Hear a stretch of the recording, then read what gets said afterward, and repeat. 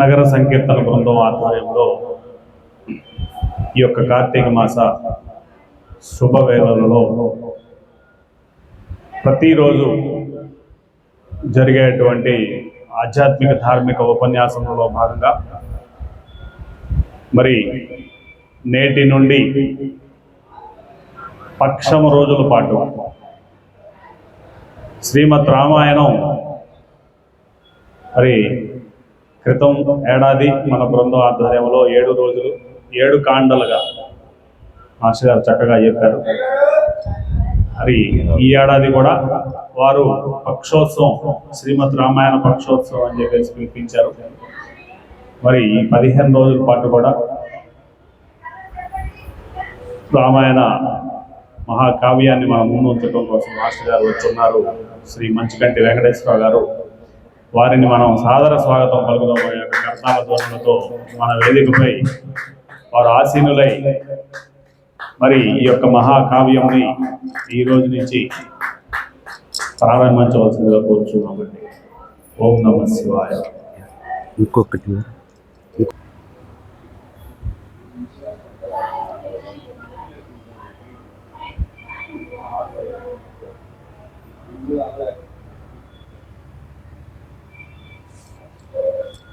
నమస్తిభాభ్యాం నవయవ్వనాభ్యాం పరస్పరాశ్లిష్టవపుర్ధరాభ్యాం నగేంద్రకన్యాం వృషకేతనాభ్యాం నమో నమో Shankara పార్వతీభ్యాం. యస్తివో నామరూపాభ్యాం yeah దేవీ సర్వమంగళా తయో సంస్మరణాత్ పుంసాం సర్వతో జయమంగళం. సర్వమంగళమాంగళ్యే శివే సర్వార్థసాధికే శరణ్యే త్ర్యంబకే దేవి నారాయణీ నమోస్తుతే. తొలుతన విఘ్నమస్తనుతు ధూర్జటి నందన నీకు మృక్కెదన్ ఫలితము సేయుమయ్య నిను ప్రార్థన చేసెద. ఏకదంతనావల పలిచేతి గంటమున వాక్కున ఎప్పుడు పాయకుండు మీ తలపున నిన్ను వేడెదను దైవగణాధిప లోకనాయక. ఏ తల్లి చేతి వీణియ 4 తంత్రులు 4 వేదాల నాలపించు, ఏ తల్లి హస్తాబ్జ రుద్రాక్షమాలిక ఆధ్యాత్మ విద్యల నందజేయు, ఏ తల్లి కరమున నిలచిన గ్రంథంబు సర్వ జగతికిని చదువునిచ్చు, ఏ తల్లి వదనంబు మిగుల ప్రశాంతమై ఇందు కళలనన్నీ ఇనుమడించు. అట్టి నా తల్లి గీర్వాణి హంసయాన, అట్టి నా తల్లి గీర్వాణి హంసయాన తనదు చల్లని చూపులు తలిరుచుండ, తనదు చల్లని చూపులు తలిరుచుండ. వాక్కులందున ఎప్పుడు వరలుచుండి, వాక్కులందున ఎప్పుడు వరలుచుండి నన్ను పలికింపవేడెద అంజలించి. ఆపదాం అపహర్తారం దాతారం సర్వసంపదాం లోకాభిరామం శ్రీరామం భూయో భూయో నమామ్యహం. రామాయ రామభద్రాయ రామచంద్రాయ వేధసే రఘునాథాయ నాథాయ సీతాయా పతయే నమః. పిడుగురాళ్ల నగర సంకీర్తన బృందం వారి కార్తీక దామోదర మాస పురస్కరణ సందర్భంగా ఏర్పాటు చేసుకుంటున్నటువంటి ఈ ఉపన్యాస పరంపరలో మొదటి పక్షం రోజులు శైవ సంబంధమైనటువంటి కథలతో మనం కాలక్షేపం చేసుకున్నాం సాయంత్రాలు.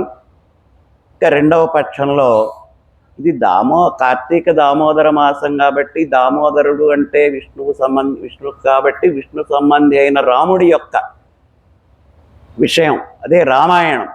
రామస్య అయనం, రాముని యొక్క మార్గం ఏమిటి, అది మనకెట్లా ఆదర్శనీయం అనేటటువంటి ఒక గొప్ప విషయాన్ని 15 రోజులు చెప్పుకొని ఈ కార్తీక మాసాన్ని ఈ విధమైనటువంటి ఆధ్యాత్మికగా ఈ సంవత్సరానికి ముగించుకుందామని మీరు సంకల్పించినటువంటి కార్యక్రమంలో భాగంగా రెండవ పక్షంలో ఈ రోజున రామాయణం, శ్రీమద్ రామాయణం, వాల్మీకి విరచిత శ్రీమద్ రామాయణ కథని మూలంగా తీసుకొని మిగతా రామాయణాల్లో వచ్చేటటువంటి విషయాల్ని కలుపుకుంటూ ఏ రోజుకు ఆ రోజు ప్రాసంగిక అవసరాన్ని బట్టి కథ నడుపుతాం. అందరూ సావధానంగా ఈ రాముని యొక్క కృపకి పాత్రలు అవ్వండి. మనకి భారతీయ సాంప్రదాయంలో అట్లానే మన తెలుగు సాంప్రదాయంలో కూడా 3 గ్రంథాలు ప్రసిద్ధమైన ఉన్నాయి. ఆదికవి వాల్మీకి మహర్షి రచించినటువంటి శ్రీమద్ రామాయణం, రెండవది వ్యాస మహర్షి రచించినటువంటి మహాభారతం, మూడవది అదే వ్యాసుడు రచించినటువంటి భాగవతం. తెలుగులోకి వచ్చేసరికి రామాయణాన్ని చాలామంది అనువదించారు, స్వతంత్రంగా రాశారు, గేయంగా రాశారు, పద్యంగా రాశారు, పాటగా రాశారు, జానపదులు గేయంగా రాసుకున్నారు, అనేక విధాలుగా ఉంది. అదే వ్యాస భారతాన్ని నన్నయ్య, తిక్కన, ఎర్రన తెలుగుకి తర్జుమా చేశారు, కవిత్రయం తెలుగులో. ఆ భారతాన్ని మనం చదువుకుంటున్నాం. వ్యాసుడు రాసినటువంటి మహాభాగవతాన్ని తన పుణ్య పరిపాక విశేషంగా పోతన గారు వనరన్ నన్నయ తిక్కనాది సుకవులు ఇర్విన్ పురాణావళులు తెనువులు చేయుచు మత్పురాకృత శుభాధిక్యము తానెట్టిదో తెనుగుంజేయరు మున్ను భాగవతమున్ దీనెందెనిగించి నా జననంబు సఫలంబు చేసేద పునర్జన్మంబు లేకుండగన్ అని చెప్పి ఆ మహాభాగవతాన్ని తెలుగు చేశాడు. ఈ 3 కూడా 3 విధాలైనటువంటి విషయాలు మనకి తెలియజేస్తాయి. ఒకటి, రామాయణం ఉందంటే అది ఆచరణాత్మకమైనటువంటి గ్రంథం. మనం రామాయణంలో రాముడి కథ చదువుకోవటం కంటే రాముడి నడిచిన మార్గంలో నడవడం, రామాయణంలో ఉన్న పాత్రల్లో ఏది శిష్ట పాత్ర, ఏది దుష్ట పాత్ర నిర్ణయించుకొని వాటి నుంచి మనం ఒక గుణపాఠం తీసుకొని దానికి అనుగుణంగా మన జీవితాన్ని మలుచుకొని సాగేటటువంటి ఒక ఆచరణాత్మక కుటుంబ కథ కావ్యం రామాయణం. భారతం ఉంది, అది ఒక ఆలోచనాత్మకమైనది. ఇట్లా చేస్తే తప్పు, ఇట్లా చేస్తే ఒప్పు, ఇది ఈ విధమైనటువంటి పరిపాలన, ఇది ఈ విధమైనటువంటి పరిపాలన, వీడు సత్పురుషుడు, వీడు దుర్జనుడు, ఏది మనం ఎన్నుకోవాలి అనేటటువంటి ఒక ఆలోచనాత్మకమైనటువంటి, అందులో ఉండే ప్రతిదీ ఒక తంత్రంతో కూడినటువంటిది. అట్లా ఉండేటటువంటి ఆ భారతాన్ని మనం ఆలోచనాత్మకంగా తీసుకోవాలి. ఇక ఆధ్యాత్మికంగా భాగవతం, మనకున్నటువంటి ఆది భౌతిక, ఆది దైవిక, ఆధ్యాత్మిక అనుకోండి, ఏదైనా అనుకోండి, ఈ ఆధ్యాత్మిక గ్రంథంగా మనం భాగవతాన్ని స్వీకరించి కైవల్యాన్ని పొందడానికి ప్రయత్నం చేస్తాం. ఇవాళ మనం ప్రతి వ్యక్తి తన యొక్క జీవితంలో అనుసరించవలసినటువంటి ఒక గొప్ప మార్గం ఉన్నది. రామస్త్యాయనం రామాయణం, రాముని యొక్క మార్గం అనుసరించాలి. ఎందుకని? ఆయన ఏమన్నా అంత గొప్ప పనులు చేశాడా, అంత దేవుడా, అంత మహనీయుడా, అంత లీలామానుష విగ్రహుడా అంటే ఇవన్నీ ఉన్నాయి. కానీ ఆయన మత్యావతారే మనుజాభికృతిం రామాభిధేయం రమణీయ దేహినం ధనుర్ధరం పద్మవిశాలలోచనం భజామి నిత్యం నపరాన్ భజిష్య అని ఆధ్యాత్మ రామాయణంలో చెప్పినట్టుగా ఒక మానవ రూపంలో, దైవరూపం కాదు, ఒక మానవ రూపంలో అవతరించి మానవుడిగా కష్టాలు సుఖాలు పడి తన యొక్క జీవితాన్ని యావత్ భారతానికే కాదు యావత్ విశ్వానికి కూడా ఆదర్శం చేసినటువంటి ఒక మర్యాద పురుషోత్తముడు శ్రీరామచంద్ర ప్రభు. అట్లానే అందులో ఉండే ప్రతి పాత్ర మనకి ఇంట్లో, మన కుటుంబంలో, అందులో తండ్రి కొడుకులు, తల్లి కొడుకులు, తోబుట్టువులు, అన్నదమ్ములు, బంధుత్వాలు అన్నీ ఎట్లా ముడిపడి ఉన్నాయి అంటే మన ఇంటి కథలాగే ఉంటుంది. వెనకటికి ఒక ఆవిడ షేక్స్పియర్ రాసినటువంటి బ్రహ్మాండమైన ఇంగ్లీష్ నాటకం చూసి వచ్చి తెల్లవారిన తర్వాత పక్కా అడిగిందిట, రాత్రి నాటకానికి వెళ్ళారు కదా, అది ఎట్లా ఉందంటే, ఏముంది అక్కడ గొప్పగా, మా ఇంట్లో గోలే అందరూ చూపించారు. అంటే అంత సహజంగా, అంత కుటుంబానికి దగ్గరగా ఉంది ఆ కథ. దాని అర్థం అది. అంటే ఈ ఇంట్లో గోల కాదు, అదే కుటుంబంలో ఉన్నదే అక్కడ వేదిక మీద ప్రదర్శన జరిగింది. అట్లానే రామాయణంలో ఉండే ప్రతి సంఘటన మనకి సంబంధించిందే. మనకి వచ్చేటటువంటి అనేకమైనటువంటి ఇబ్బందులకు కూడా పరిష్కారంగా వాల్మీకి రాసినటువంటి రామాయణం మనకు ఆది కావ్యం ప్రపంచ సాహిత్యంలో. అది మన భారతదేశాన్ని కావడం నిజంగా మనకి గర్వకారణమైనటువంటి విషయం. భారతదేశానికి గొప్పగా చెప్పుకోవడానికి ఉన్నాయి. ఏమిటి అవి? 4. ధర్మావతారుడై ధారుని నేలిన ఇనకులేసుని గన్న విహిత భూమి. ధర్మావతారుడై ధారుని నేలిన ఇనకులేసుని గన్న విహిత భూమి. హింసాతత్వం విడనాడి మనుమన్న బుద్ధదేవుని గన్న పుణ్యభూమి. అద్వైత యోగమ్ము కన్న ఆది యోగమ్ము లేదన్న ఆదిశంకరుల గన్న ఆర్షభూమి. భారతీయత మించు పరమంబు లేదన్న అల వివేకుని గన్న అగ్రభూమి.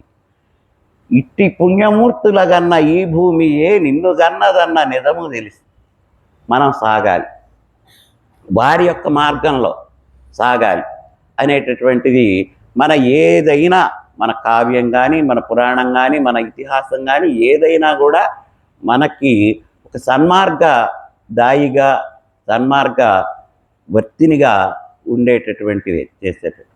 అందులో ఇప్పుడు మనం రామాయణం వస్తాం. ఇది వాల్మీకి మహర్షి చేత రచింపబడింది. వాల్మీకి అనేటటువంటి ఒక మహర్షి తన యొక్క ఆశ్రమంలో అంతకుముందు తనకు ఒక విధంగా ఏర్పడినటువంటి రామ అనేటటువంటి మంత్రాన్ని జపిస్తూ ఆ జపంలో తరించిపోతున్నాడు.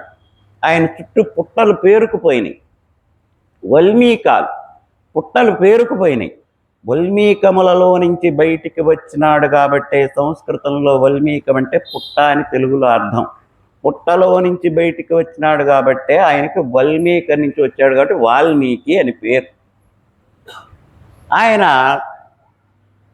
నేను ఈ విధంగా చాలా కాలం నుంచి ఒక నామస్మరణ చేస్తూ ఉన్నాను. చుట్టూ ఈ పుట్టలన్నీ కూడా పేరుకుపోయినాయి.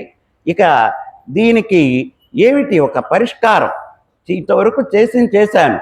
దీన్ని ఒక సాకల్యంగా, ఒక సమగ్రమైనటువంటి స్వరూపంగా నేను మలచాలి అనుకుంటున్నటువంటి సమయంలో ఆ నారాయణ మంత్రాన్ని జపించుకుంటూ త్రిలోక సంచారి అయినటువంటి నారద మహర్షి ఆ వాల్మీకి ఉండేటటువంటి ప్రాంతానికి వచ్చాడు.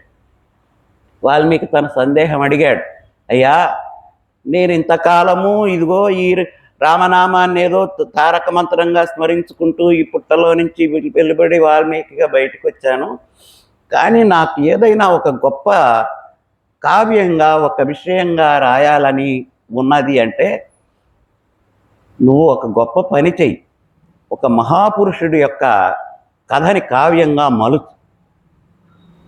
ఎవరండి ఆయన అంటే, ఉన్నాడు 16 గుణాలు కలిగినటువంటి వాడు, షోడశ గుణపూర్ణుడైనటువంటి అయోధ్యానగర రాజుగా చేసినటువంటి శ్రీరామచంద్రమూర్తి ఉన్నాడు.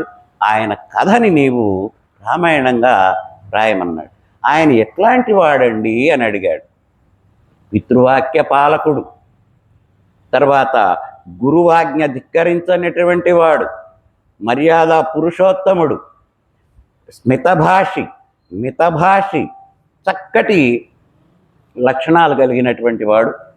ఆయన కథ నీవు రాయంటే అప్పుడు రాముడి యొక్క కథ రాయాలి అని వాల్మీకి మహర్షి రామాయణ రచనకి పూనుకుందామని నిర్ణయించుకున్నారు. సరే, నారదుల వారు ఆ విషయం చెప్పారు. వారు వెళ్ళిన తర్వాత వాల్మీకి మహర్షి ఒకరోజు తమసా నదికి స్నానానికి వెళ్ళాడు. ఉదయం వెళ్ళేసరికి ఆయన స్నానం చేస్తూ ఉంటే ఆ నది ఒడ్డున ఒక చెట్టు మీద 2 పక్షులు, క్రౌంచ పక్షులు, అది ఒకటి పురుషుది, ఒకటి మగది, ఒకటి ఆడది. ఈ పక్షులు 2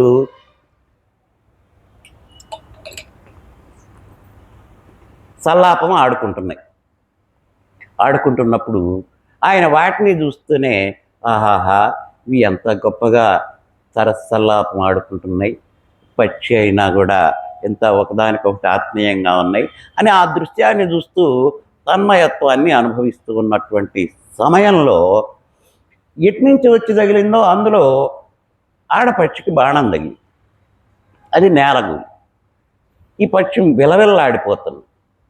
ఇంకొకటి, అరే అరే అరే ఎవరురా వీడు అసలు ఇంత చక్కగా చెట్టు మీద ప్రకృతి దృశ్యమానంగా ఇంత అందంగా ఉండేటటువంటి ఈ పక్షుల్లో ఒక పక్షిని నేలగూల్చాడే అని అనుకున్నప్పుడు ఆయన నోటి నుంచి అప్రయత్నంగా సంస్కృత భాషలో విశేష ప్రాచుర్యం కలిగినటువంటి అనుష్టుప్ ఛందస్సులో ఒక శ్లోకం వెలువడింది. మా నిషాద ప్రతిష్ఠిత్వాం తమగమ శాశ్వతీ సమాహ యత్క్రౌంచ మిథునాద్ ఏకమవధీహి కామమోహితం. ఓరి దుర్మార్గుడా, కామమోహితమైనటువంటి 2 పక్షులలో నుంచి ఒక పక్షిని నేలవాల్చావు. ఈ పాపం నిన్ను కట్టి కొడపకుండా ఉండదు, మహాపాపం చేశావు. మా నిషాద ప్రతిష్ఠిత్వాం త్వమగమ శాశ్వతీ సమాహ యత్క్రౌంచ మిథునాత్ ఏకం అవధీహి కామమోహితం. కామమోహితమైనటువంటి క్రౌంచ పక్షి ద్వయంలో ఒకదాన్ని నేలగూల్చావే, అది ఎంత బాధపడుతున్నదో చూసావా? ఇది కింద విలవిల్లాడుతున్నది పాపము, ఆ పైన ఆ మగది అల్లాడుతున్నది. ఇట్లాంటి దుర్గతి నీకు ప్రాప్తించకుండా ఉంటుందా? నువ్వు శాశ్వతంగా అపకీర్తి పాలవుపోతావని అన్నాడు. అయితే అన్నాడు కానీ తర్వాత అతనికి ఆశ్చర్యం వేసింది. ఇదేమిటి? వాల్మీకి ఆశ్చర్యం వేసింది. ఇదేమిటి, నాకంత శ్లోకాలు పద్యాలు పలికే అంత పాండిత్యాలు ఏమీ నాకు లేవే. ఇదేమిటో ఒక శ్లోకం అప్రయత్నంగా నేను వాటిని గురించి బాధపడుతుంటే శోకిస్తుంటే అందులో నుంచి శ్లోకం వచ్చింది, శ్లోకం నుంచి శ్లోకం ఆవిర్భవించింది.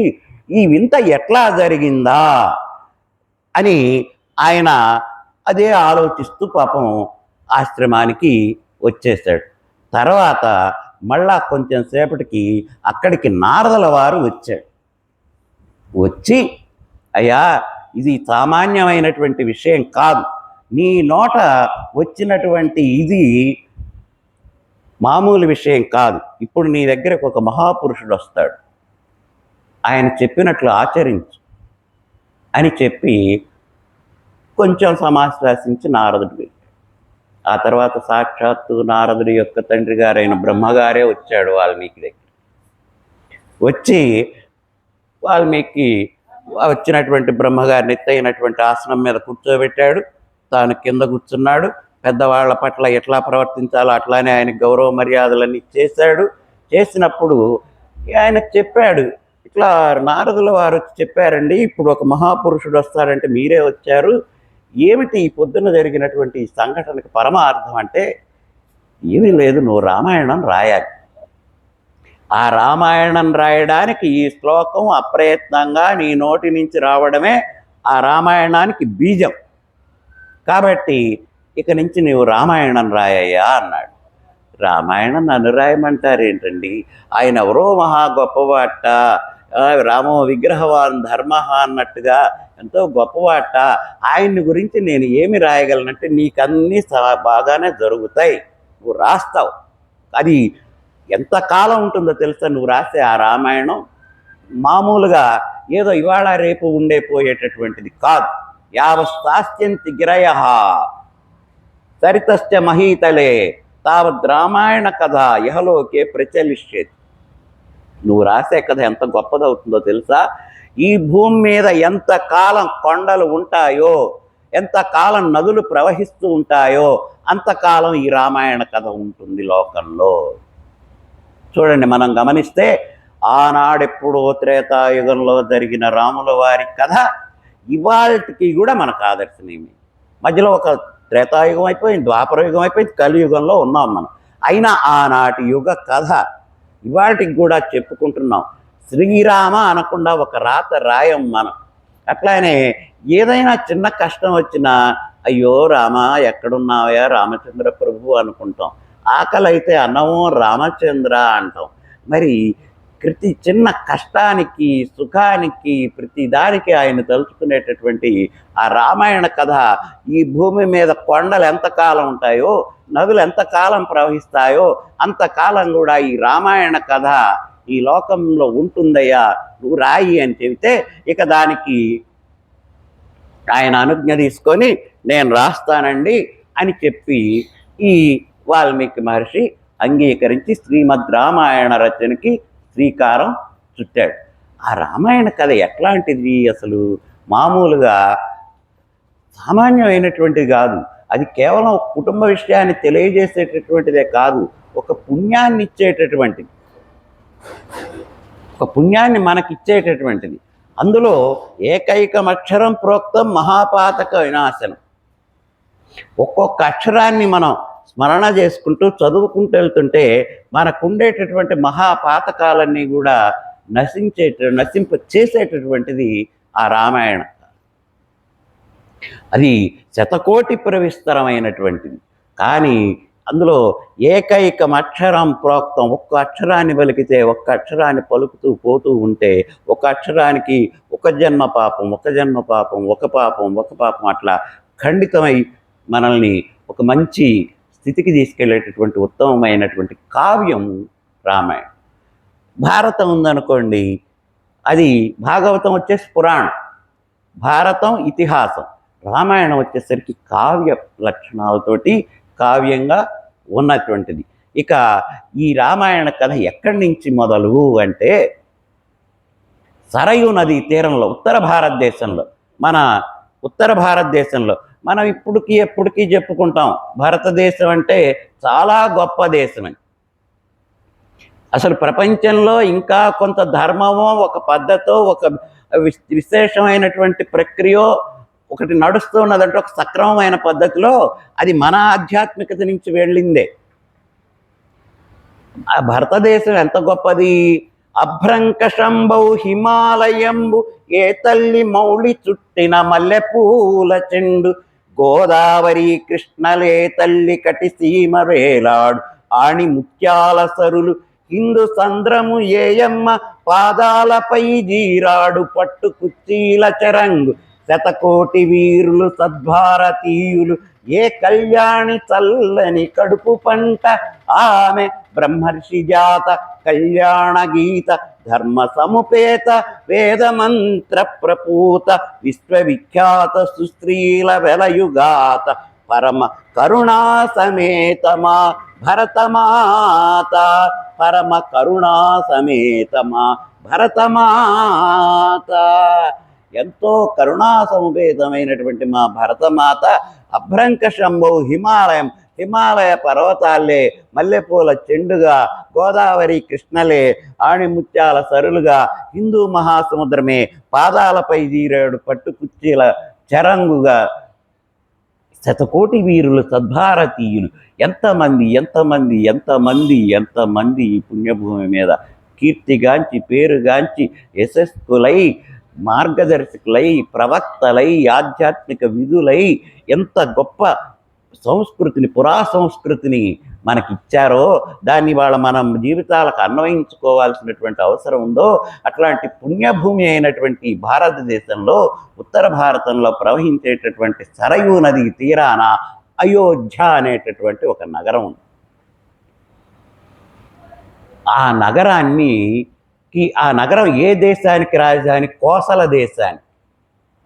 కోసల అనేటటువంటి దేశానికి అయోధ్య నగరం అనే రాజధాని. ఇక్కడ అయోధ్య అంటే నా యోధ్య, ఎవరి చేత అది జయింపబడదు, దాన్ని జయించడం ఎవరి వలన కాదు. అది సూర్యవంశపుల రాజుల యొక్క రాజధాని నగరం. సర్వ సుసంపన్నమై సుభిక్షమై సస్యశ్యామలమై శోభాయమానమై పుణ్యమూర్తుల కాలమాలమై ధర్మవర్తనులకి నిలయమై వర్ధిల్లినటువంటి బ్రహ్మాండమైనటువంటి అయోధ్య నగరం. నా అయోధ్య ఇది అయోధ్య. అది ఎవరి చేత జయింపబడదు. వాళ్ళు ఇతరంగా జయించాల్సిందే కానీ దాన్ని ఎవరు కూడా జయించడానికి వీలు కాదు. అయోధ్య అనేటటువంటి పేరు వైకుంఠానికి కూడా ఉంది. విష్ణులోకం వైకుంఠానికి కూడా అయోధ్య అని పేరు. తర్వాత వస్తాయి కథలు. అట్లాంటి అయోధ్య నగరాన్ని చాలామంది యనమలసపు రాజులు పరిపాలించారు. మనకి ఈ పౌరాణికమైనటువంటి గాథల్లో చూస్తే ప్రాచీన గాథల్లో రెండే వంశాలు మనకు ప్రసిద్ధంగా కనపడతాయి. ఒకటి సూర్యవంశం, శ్రీరాముడు వాళ్ళ వంశం. ఒకటి చంద్రవంశం, ధర్మరాజు వాళ్ళ వంశం. ఈ రెండు బాగా పరిపాలన చేసింది. ఇక్కడ మనకి కూడా రేపు కళ్యాణం వస్తుంది బాలకాండ చివరిలో. ఈ మన రాముడు సూర్యవంశవాడు, సీత చంద్రవంశం. సూర్యచంద్రవంశాలకి సంబంధం సీతారామ కళ్యాణం. కనుక ఈ బ్రహ్మాండమైనటువంటి అయోధ్య నగరాన్ని ఆ రోజున దశరథ మహారాజు అనేటటువంటి రాజు పరిపాలన చేస్తూ ఉన్నాడు. దశరథుడు ఆయన పేరు. ఆయన పరిపాలన చేస్తూ ఉండంగా చాలా కాలం పరిపాలన చేశాడు. అంతకుముందు దాంట్లో సగరుడు, మాంధాత్ర చక్రవర్తులు, హరిశ్చంద్రుడు ఇట్లాంటి గొప్పవాళ్ళు చాలామంది పుట్టారు. ఆ తర్వాత కకుస్థ మహారాజు, తర్వాత ఆయన కొడుకు దిలీప్ మహారాజు, దిలీపుడు కొడుకు రఘుమహారాజు, రఘుమహారాజు కొడుకు అజమహారాజు, అజమహారాజు కొడుకు దశరథ మహారాజు. ఇక్కడికి వచ్చేసరికి మళ్ళీ 4 పిల్లలు పుట్టారు. మీరు ఇక్కడ ఒకటి గమనించాలి.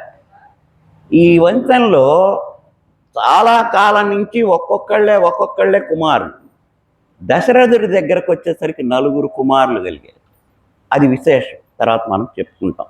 ఇక ఆ అయోధ్య నగరాన్ని దశరథుడు అనేటటువంటి రాజు తన యొక్క ఆనువంశిక పరిపాలన సాగిస్తూ ఉండంగా ఆయన మహాధర్మపరాయణుడు.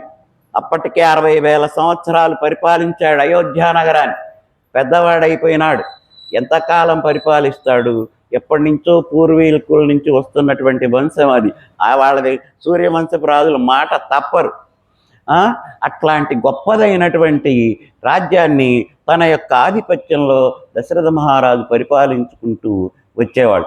ఆయనకి వశిష్ఠుడు, వామదేవుడు ఈ 2 ప్రధాన పురోహితులు. వశిష్ఠుడు దశరథ మహారాజు కుల పురోహితుడు, ఇంటి పురోహితుడు. వామదేవుడు అట్లా మంచి మంచి పురోహితులు, మంచి సుమంత్రులు లాంటి మంచి మంత్రులు. రాజు ఎట్లాంటి వాడైనా మంత్రాంగం చేసే మంత్రి చాలా మంచి ఆలోచనాపరుడు కావాలి. ఇప్పుడు మనకి రాజ్యం అనేటటువంటిది వచ్చి 3 విధాలుగా రాజులు ఉంటారు. స్వాయత్తం, తన నిర్ణయం ప్రకారమే పరిపాలించేటటువంటి రాజు, ఇంకెవరి మాట వినడు. సచివాయత్తం, కొంతమంది అంతా భారం మంత్రుల మీద వేసి కూర్చుంటారు. మీరే చేయండి, మా దేవుంది, ఎప్పుడన్నా రమ్మంటే వస్తాం సంతకం మీద. ఉభయాయత్తం అని ఉంటుంది.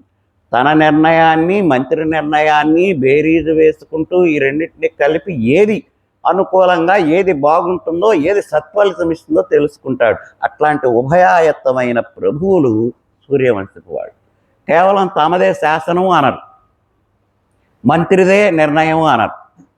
రెండింటిని, అది ఉత్తమ రాజు యొక్క లక్షణం. అట్లాంటి రాజులు పరిపాలన చేసినటువంటి ఆ అయోధ్య నగరాన్ని రాజధానిగా చేసుకొని కోసల దేశాన్ని దశరథుడు పరిపాలిస్తున్నాడు. సుమంత్రుడు లాగా 8 మంది మంత్రులు ఉన్నారు. వాళ్ళందరినీ పెట్టుకొని రాజ్యపాలన చేస్తూ ఉన్నాడు. ఆ దేశంలో ప్రజలు కూడా యథా రాజా తథా ప్రజ. రాజు మంచివాడైతే ప్రజలు చక్కగా ఉంటారు. రాజే అన్నీ చండాలాలు అల్లకల్లోలాలు చేసేవాడైతే ప్రజలు అంతకంటే తయారు. యథా రాజా తథా ప్రజ మనకున్నదే మాట. అట్లా రాజుగారు ఎంత మంచివాడో ఆ దేశ ప్రజలు కానీ, అయోధ్యానగర వాసులు కానీ మంచి మంచి సత్ప్రవర్తన కలిగి చక్కగా సుఖంగా జీవిస్తూ ఉన్నారు. వాళ్ళ యొక్క పాలనలో ఎప్పుడు కరువు కాటకాలు ఇట్లాంటివి ఏవి ఉండల, సుభిక్షంగా బాగా ఉన్నది. అయితే ఈయన దశరథుడి పాలన చేస్తూనే ఉన్నాడు. చేస్తూ ఉన్నా కూడా ఈయనకి తర్వాత ఒక ఇబ్బంది వచ్చింది. నేను ఇన్నాళ్ళు పరిపాలన చేశాను, రేపు నేను గతించిన తర్వాత ఈ రాజ్యానికి రాజు ఎవరు? కారణం ఆయనకి అంతవరకు సంతాన ప్రాప్తి లేదు. నేను మరణించిన తర్వాత ఈ రాజ్యానికి రాజు ఎవరు? మా సూర్యవంశ పాలన నాతోటి ఆగిపోతుందేమో, ఇక ఇంతటితోటే మా వంశ చరిత్ర అయిపోతుందేమో, నా తర్వాత ఎవరు ఉండరేమో, అది ఆయన దిగులు. కానీ ఆయన తర్వాత ఇంతకంటే ముందున్నటువంటి వాళ్ళకంటే గొప్పవాడు పుడతాడు అనుకోలే. ఇంతకంటే ముందున్న వాళ్ళకంటే గొప్పవాడు వస్తున్నాడు అనుకోలేదు. అట్లా ఆయన ఆలోచన చేస్తూ ఉన్నటువంటి పక్షంలో అక్కడ ఉన్నటువంటి దశరథుడు సంతాన ప్రాప్తి కోసం ఈ పురోహితుల్ని వాళ్ళని అడిగాడు, ఏమయ్యా మరి ఎట్లా ఇదేం వంశం అంతరించేటట్టున్నది, నాతోటి నేనా పెద్దవాడిని అయిపోయినా ఇప్పటికీ 60,000 సంవత్సరాలు ఆ రోజుల కాలమానం ప్రకారం పరిపాలన చేశాను, మరి నా తర్వాత దీనికి ఎవరు నాకు పుత్రప్రాప్తి కలగాలంటే ఏది మార్గం అంటే వాళ్ళు సలహా ఇచ్చారు, అశ్వమేధ యాగం చేయండి అని. అశ్వమేధ యాగం దశరథుడు చేశాడు, తర్వాత రాముడు కూడా చేశాడు. అశ్వమేధ యాగం చేయండి అంటే గుర్రాన్ని వదులుతారు, దాని ముఖాన్ని పట్టి పెడతారు, ఈ గుర్రం ఎంతవరకు తిరుగుతుందో అంతవరకు మాదే, ఎవరైనా శక్తి కలిగినట్టు సత్తువ కలిగినటువంటి రాజులు మాకు ఎదురు తిరగచ్చు, లేనిచో మాకు సామంతులుగా ఉండొచ్చు అని ప్రకటించి పంపిస్తారు. అది తిరుగుతూ ఉంటుంది, అంతవరకు కూడా జయించుకొచ్చేటటువంటిది అశ్వాన్ని వదిలి అది వచ్చిన తర్వాత అశ్వమేధ యాగం చేస్తారు. ఆ అశ్వమేధ యాగం తొలిగా దశరథ మహారాజ్ చేత వాళ్ళు చేయించారు. ఆ తర్వాత మళ్ళా మంచిదయ్యా, నీకు ఒక శుభసూచకమైనటువంటి విషయం జరిగింది, ఇంకా కొంచెం పుత్రులు కలగాలంటే పుత్రకామేష్టి అనేటటువంటి యాగం ఒకటి చేయాల్సి ఉంటుంది.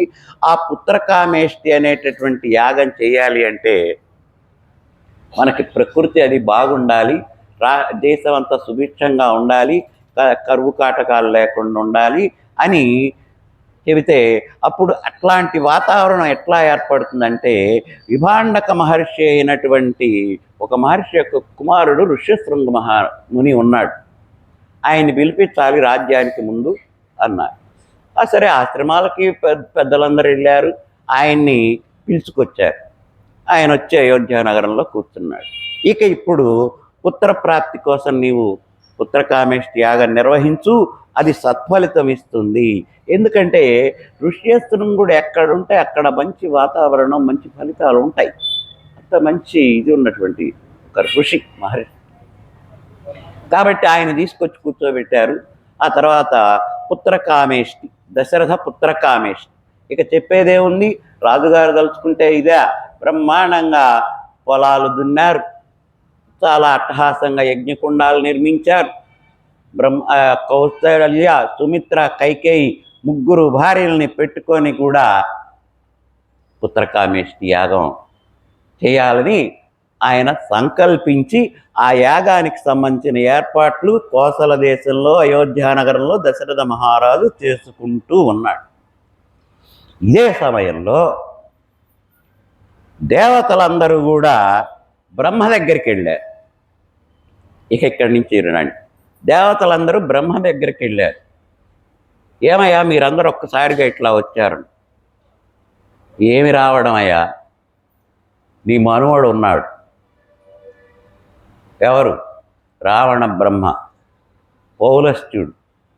బ్రహ్మ కొడుకు పౌలస్త్యుడు బ్రహ్మ యొక్క పులస్త్యుని యొక్క కొడుకు విశ్వవసు బ్రహ్మ, విశ్వవసు బ్రహ్మ కొడుకు పౌలస్త్య బ్రహ్మ, వాడే రావణాసురుడు. భరించలేకపోతున్నాం ఆయన బంధులు, నానా బీభత్సం చేస్తున్నాడు. ఎక్కడా పరిపాలన లంకలో. అతని అనుచరగణం చాలా గొప్పదే ఉంది. కుంభకర్ణ, ఇంకా అక్కడ అబ్బాబ్బా ఎంతమంది జంబుమాలని అందరూ రాక్షసులు రేపు సుందరకాండలో వస్తారు, వచ్చినవాడు వచ్చినట్టు ఆంజనేయుడి చేతిలో పోతుంటారు. అట్లాంటి లంకని పరిపాలించేటటువంటి రావణాసురుడు ఆయన, నీ వరమే ఉంది, నీవే వరం ఇచ్చావు ఆయనకి, నీ మనవుడికి నువ్వే వరం ఇచ్చావు. ఏం వరం ఇచ్చావు? మరణం లేకుండా వరం ఇచ్చావు. వాడు ఆ వరగర్వంతో దేశాలని నాశనం చేస్తున్నాడు, మురుల్ని తపస్సులు చేసుకొని ఇట్లా యజ్ఞ యాగాదులు జరగనీయటల్లా, ప్రజలను సుఖంగా బ్రతకనీయడల్లా అన్నీ నాశనం చేస్తున్నాడు. ఆ రాక్షస మోకనేసుకొచ్చి దేశం మీద భరించలేకపోతున్నాం, అతనివి చిత్రహింసలకు గురి చేస్తున్నాం, ముల్లోకాలను బాధించడమే గాక ఇంద్రుణ్ణి సైతం రాజ్యభ్రష్టుణ్ణి చేస్తాడు. ఇంద్రుణ్ణి కూడా ఇంద్రలోకం నుంచి వెళ్ళగొట్టాడు. ఇంద్రుణ్ణి కూడా ఇంద్రలోకం నుంచి వెళ్ళగొట్టాడు. ఆ రోజుల్లో మనకి ఒక కాలంలో దేవతలు దానవులు ఎట్లా ఉన్నారంటే, ఒక కాలంలో దేవతలు దానవులు వేరు వేరు లోకాల్లో ఉన్నారు. ఎప్పుడు కృతయుగంలో వేరు వేరు లోకాల్లో ఉన్నారు మొదట్లో. తర్వాత త్రేతాయుగం వచ్చేసరికి దేవతలు దానవులు వేరు వేరు భూముల మీద ఉన్నారు. ద్వాపర యుగం వచ్చేసరికి దేవతలు దానవులు వేరు వేరు ఇళ్లల్లో ఉన్నారు. కలియుగం వచ్చేసరికి దేవతలు దానవులు మన ఒంట్లోనే ఉన్నారు.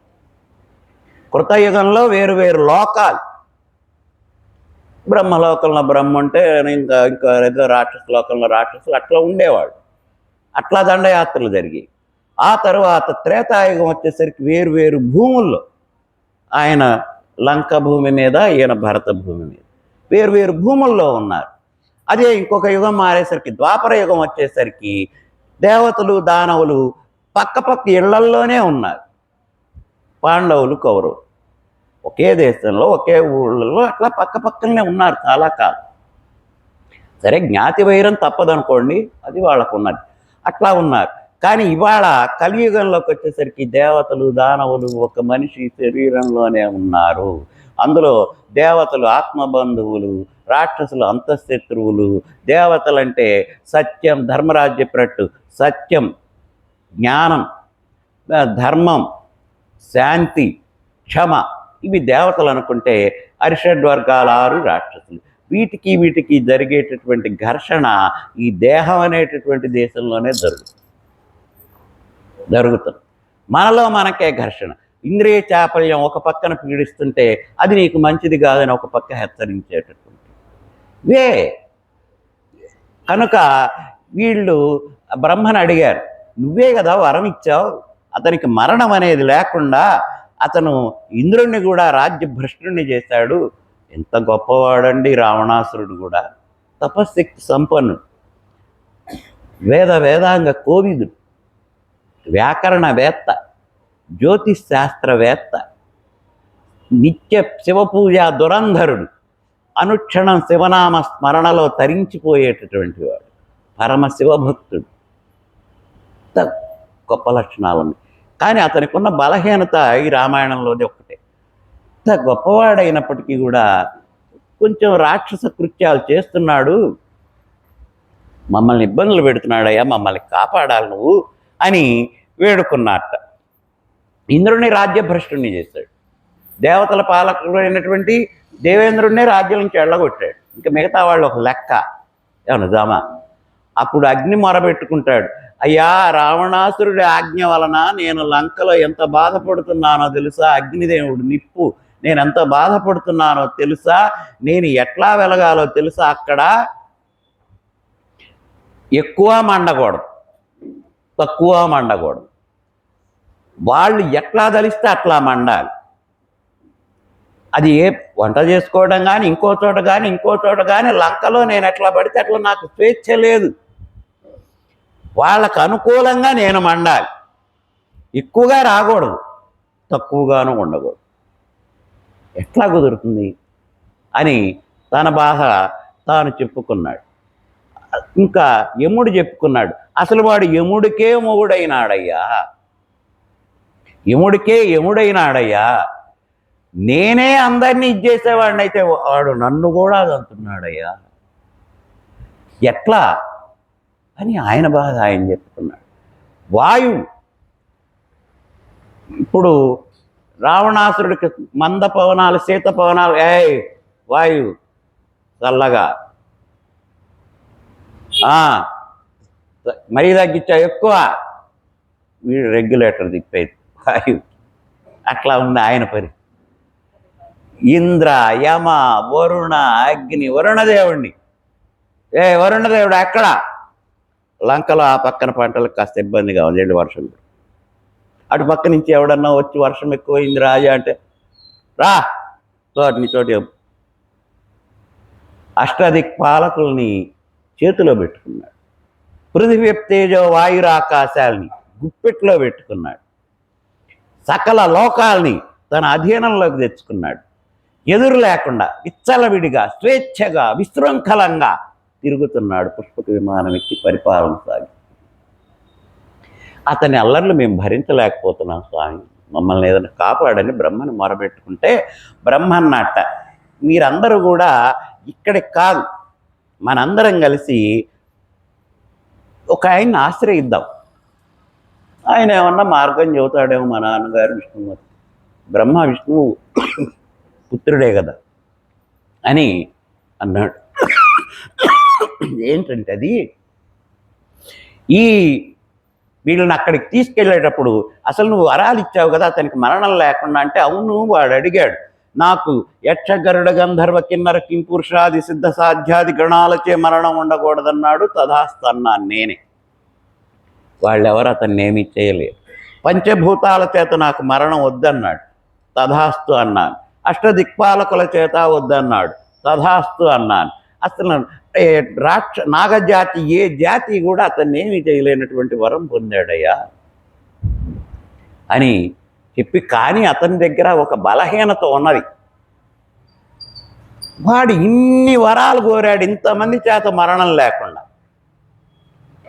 ఆ సంతోషంలో వెళ్ళిపోతూ ఉన్నాడు.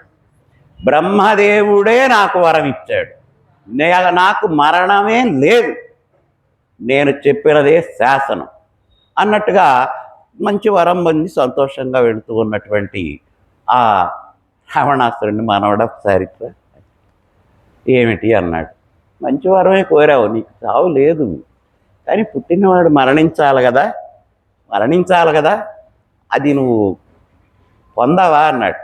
నువ్వు ఇన్ని వరాలు ఇచ్చిన తర్వాత నీ వరాల మీద నీకే అనుమానమా? మరణించను అన్న. కానీ అన్నీ కోరావు కానీ, అన్నిటి చేత మరణం లేకుండా కోరావు కానీ 2 మర్చిపోయినావు అన్నాడు. మాకు మర్చిపోయినావురా.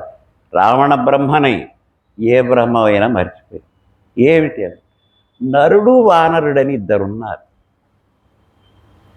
వాళ్ళిద్దరి చేత నీకు మరణం వద్దని నువ్వు అడగలేదుగా అన్నాడు.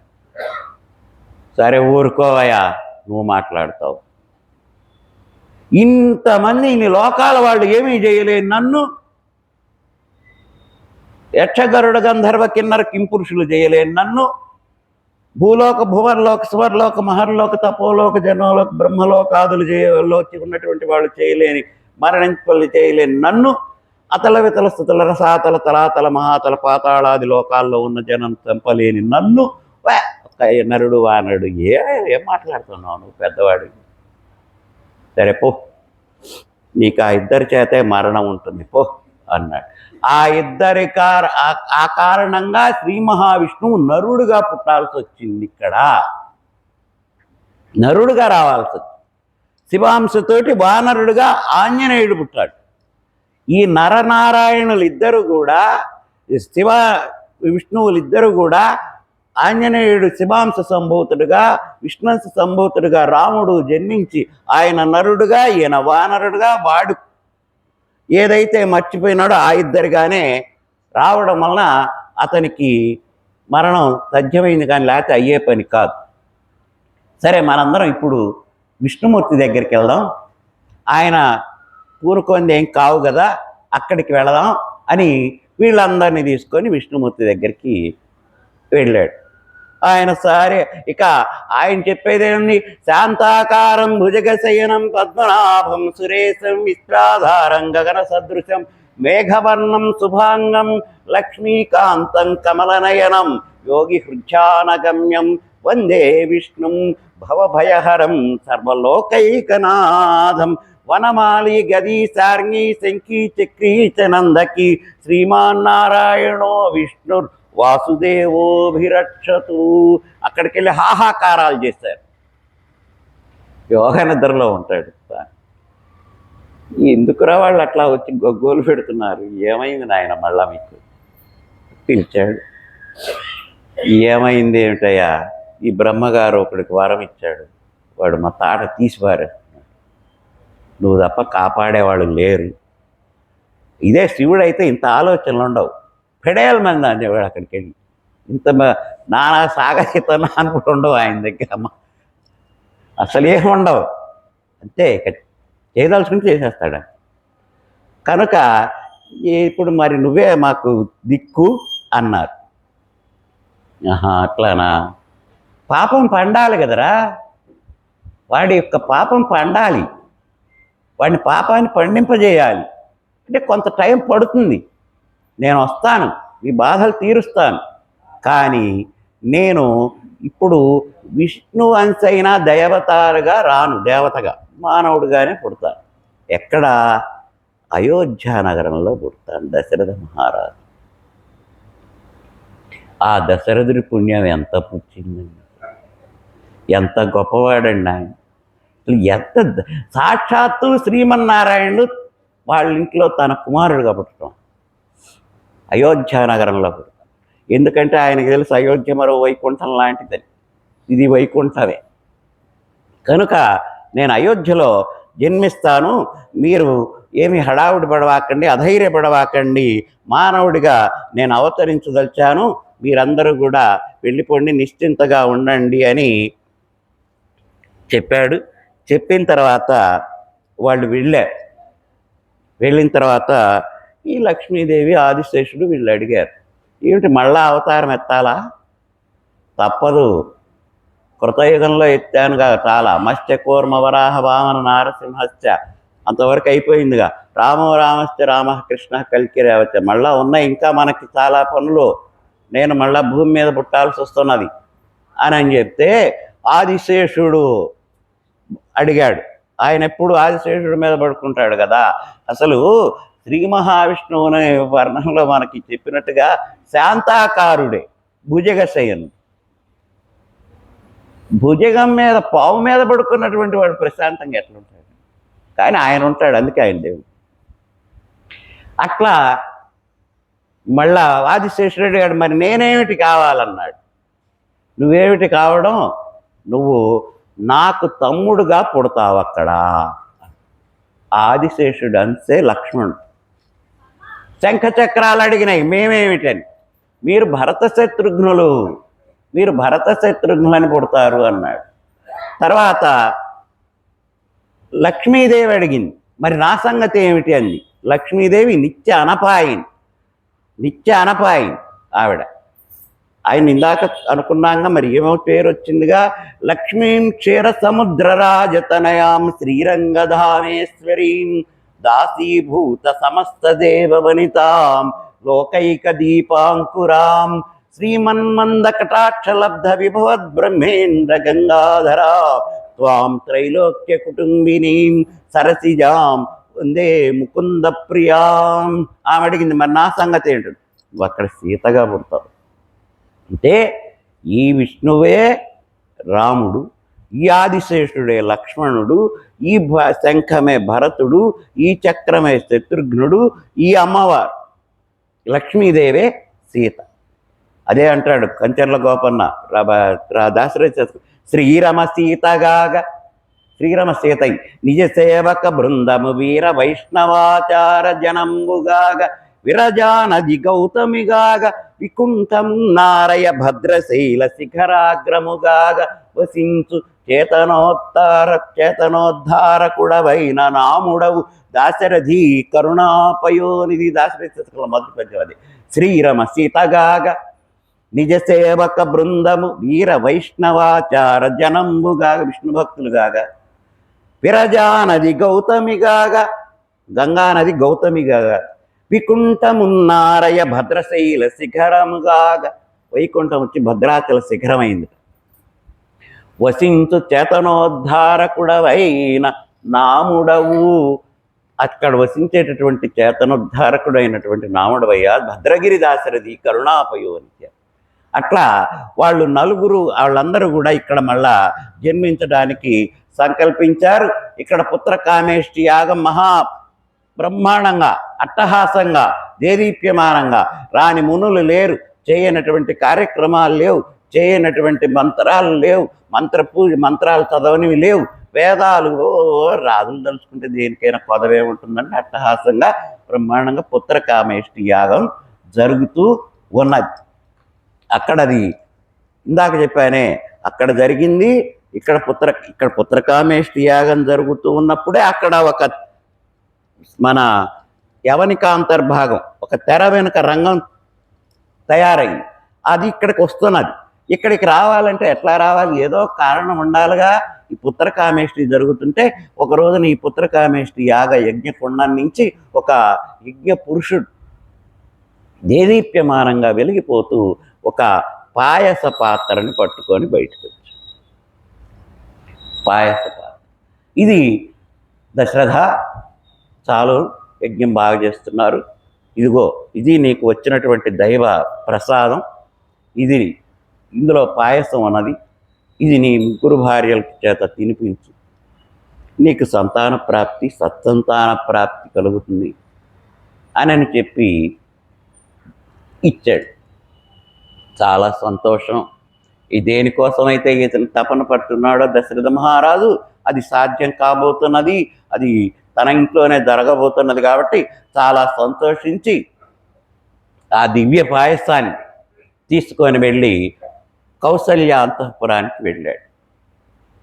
కౌసల్యాదేవిని పిలిచి, ఇదిగో మనం చేశాం కదా పుత్రకామేష్టి యాగ ఫలితంగా వచ్చినటువంటి పాయసాన్నం, ఇందులో నీకు ఇది అని ఆవిడకి పెడితే ఆ భక్తిగా దాన్ని ఆరగించి కౌసల్య.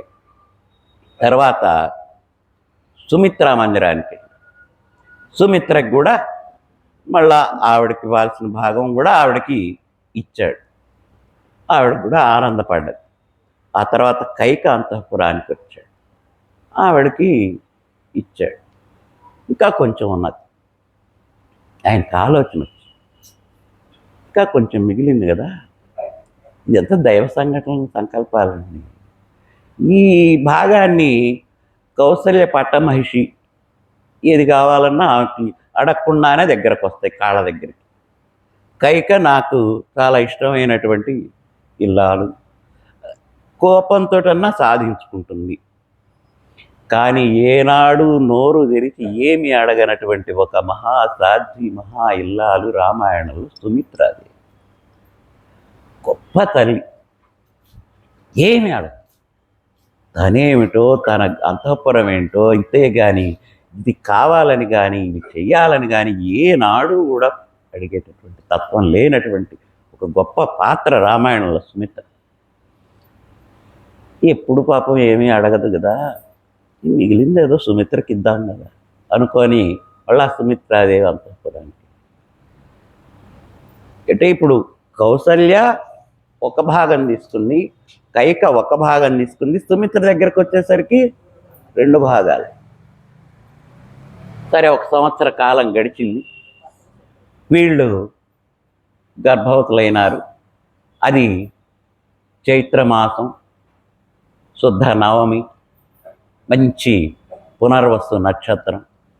కౌసల్యాదేవికి నొప్పులు ప్రారంభమై ఒక మంచి ముహూర్తంలో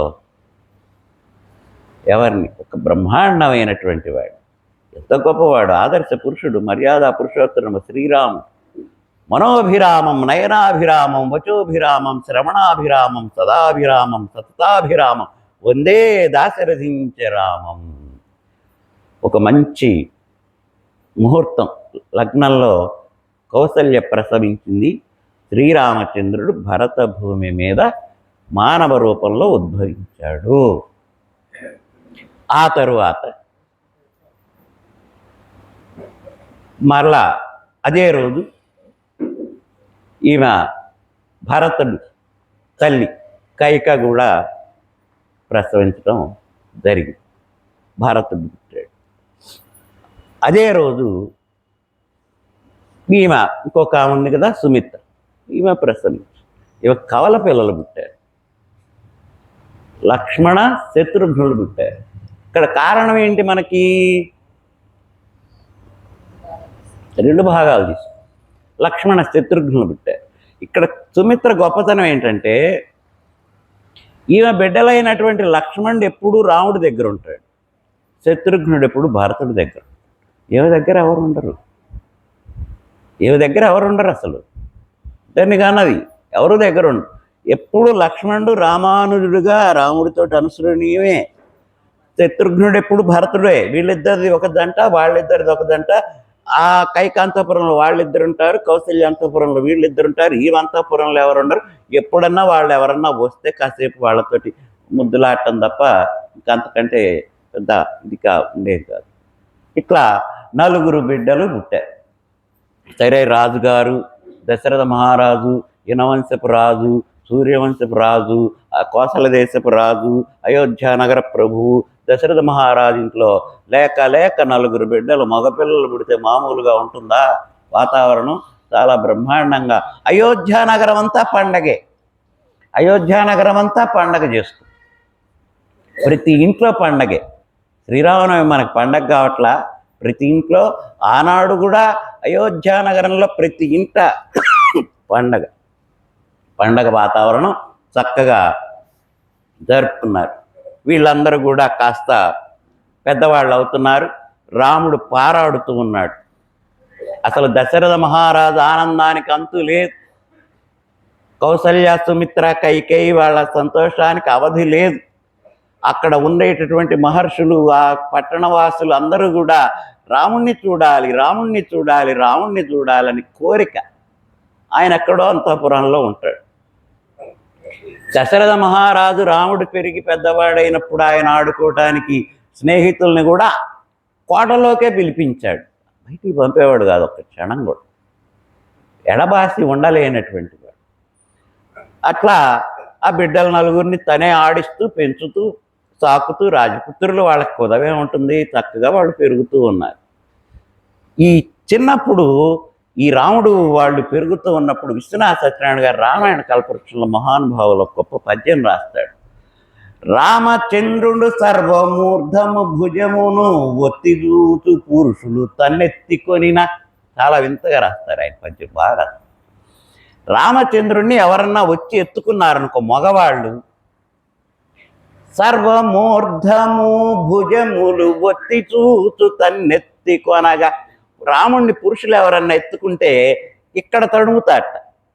ఈ వచ్చిన నన్ను ఎత్తుకున్న మగవాడు ఎట్లాంటి వాడని ఇక్కడ తడుముతాడు, ఈ భుజాలు తడుముతాడు. ఇదెందుకు? నేనొక గొప్ప కార్యం కోసం వచ్చా. దశకంఠుడు, దశగ్రీవుడు, దశముఖుడు రావణుణ్ణి సంహరించడానికి నేనొచ్చా.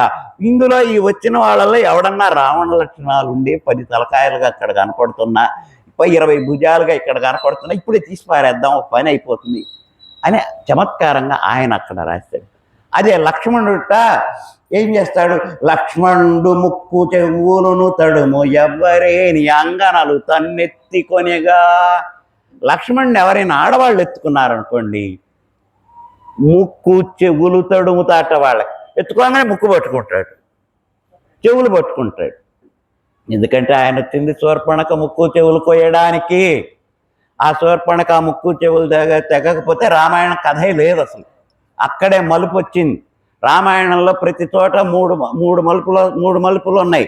ప్రతి చోట స్త్రీ కారణంగానే రామాయణం మలుపు తిరుగుతుంది. అది ఇందులో విశేషం. ప్రతి చోట స్త్రీ కారణంగానే కథ మలుపు తిరుగుతూ పోతుంది. అట్లా శూర్పణఖ కారణంగానే కదా అంత గందరగోళం అయింది. సరే, రాముడే మగవాళ్ళు ఎత్తుకుంటే ఈ భుజాలు తడుముతాట. వస్తే వేసి పారేద్దాము. లక్ష్మణుని ఆడవాళ్ళు ఎత్తుకుంటే, అంగనాలు ఎత్తుకొనిన ఆడవాళ్ళు ఎత్తుకుంటే ముక్కు చెవులు తడుముతాట. ఇందులో ఎవరన్నా శూర్పణఖ వచ్చిందేమో, తుపనాతి శూర్పణఖ, కట్టేసి పారేద్దాం అని చూస్తూ ఉంటాట. ఆ విధంగా ఆనందంగా బ్రహ్మాండంగా వాళ్ళకి చక్కగా అయోధ్య నగరం అంతా పండుగ వాతావరణంలో. అసలు కౌసల్యాదేవి రాముడి కాళ్ళకి గజ్జెలు కట్టి, సహజంగా ఆడపిల్లలకు కాళ్ళకి గజ్జెలు కడతారు, చిన్నప్పుడు మగపిల్లలకు కూడా కడతారు. ఈయనకు 6-7 ఏళ్ళు వచ్చినా వాళ్ళ అమ్మ గజ్జెలు కట్టేది ఎప్పుడు. రాముడు ఒక రోజు అడిగాడు, అమ్మ నాకు ఎందుకమ్మా ఎప్పుడు గజ్జెలు కడతావని. నాన్న, నువ్వు ఎక్కడ కోటల్లో ఆడుకుంటున్నా గజ్జెల రవళి నేను వినాలి. నీవు ఇక్కడే ఆడుకుంటున్నావు, నా మనసుకి ఆనందం కలిగించేటట్టు నాకు తెలియాలి. ఇంత ప్రేమ ఎక్కడుంది? అట్లాంటి కౌసల్య కొడుకును వదిలిపెట్టాల్సి వస్తుంది 14 ఏళ్ల పాటు. ఎంత ప్రేమ అది! కోటలోనే ఆడుకునేది. పిల్లలన్నా అక్కడికే వస్తారు. ఏ ఆట ఆడుకున్నా ఈయన ఆడుతూ గంతులేస్తున్న సబ్బడి ఈయన కినపట్టడానికి కాళ్ళకు గజ్జెలు కట్టేది. ఇవి ఏమిటమ్మా తల్లి అని అడిగితే, నువ్వు ఇక్కడిక్కడే ఉన్నావని నాకు తెలియడానికి. అవి వినాలి నేను, దూరంగా లేవని. అంత ఇదిగా పెరుగుతున్నారు ఆ బిడ్డలు. రామ లక్ష్మణ భరత శత్రుఘ్నులు.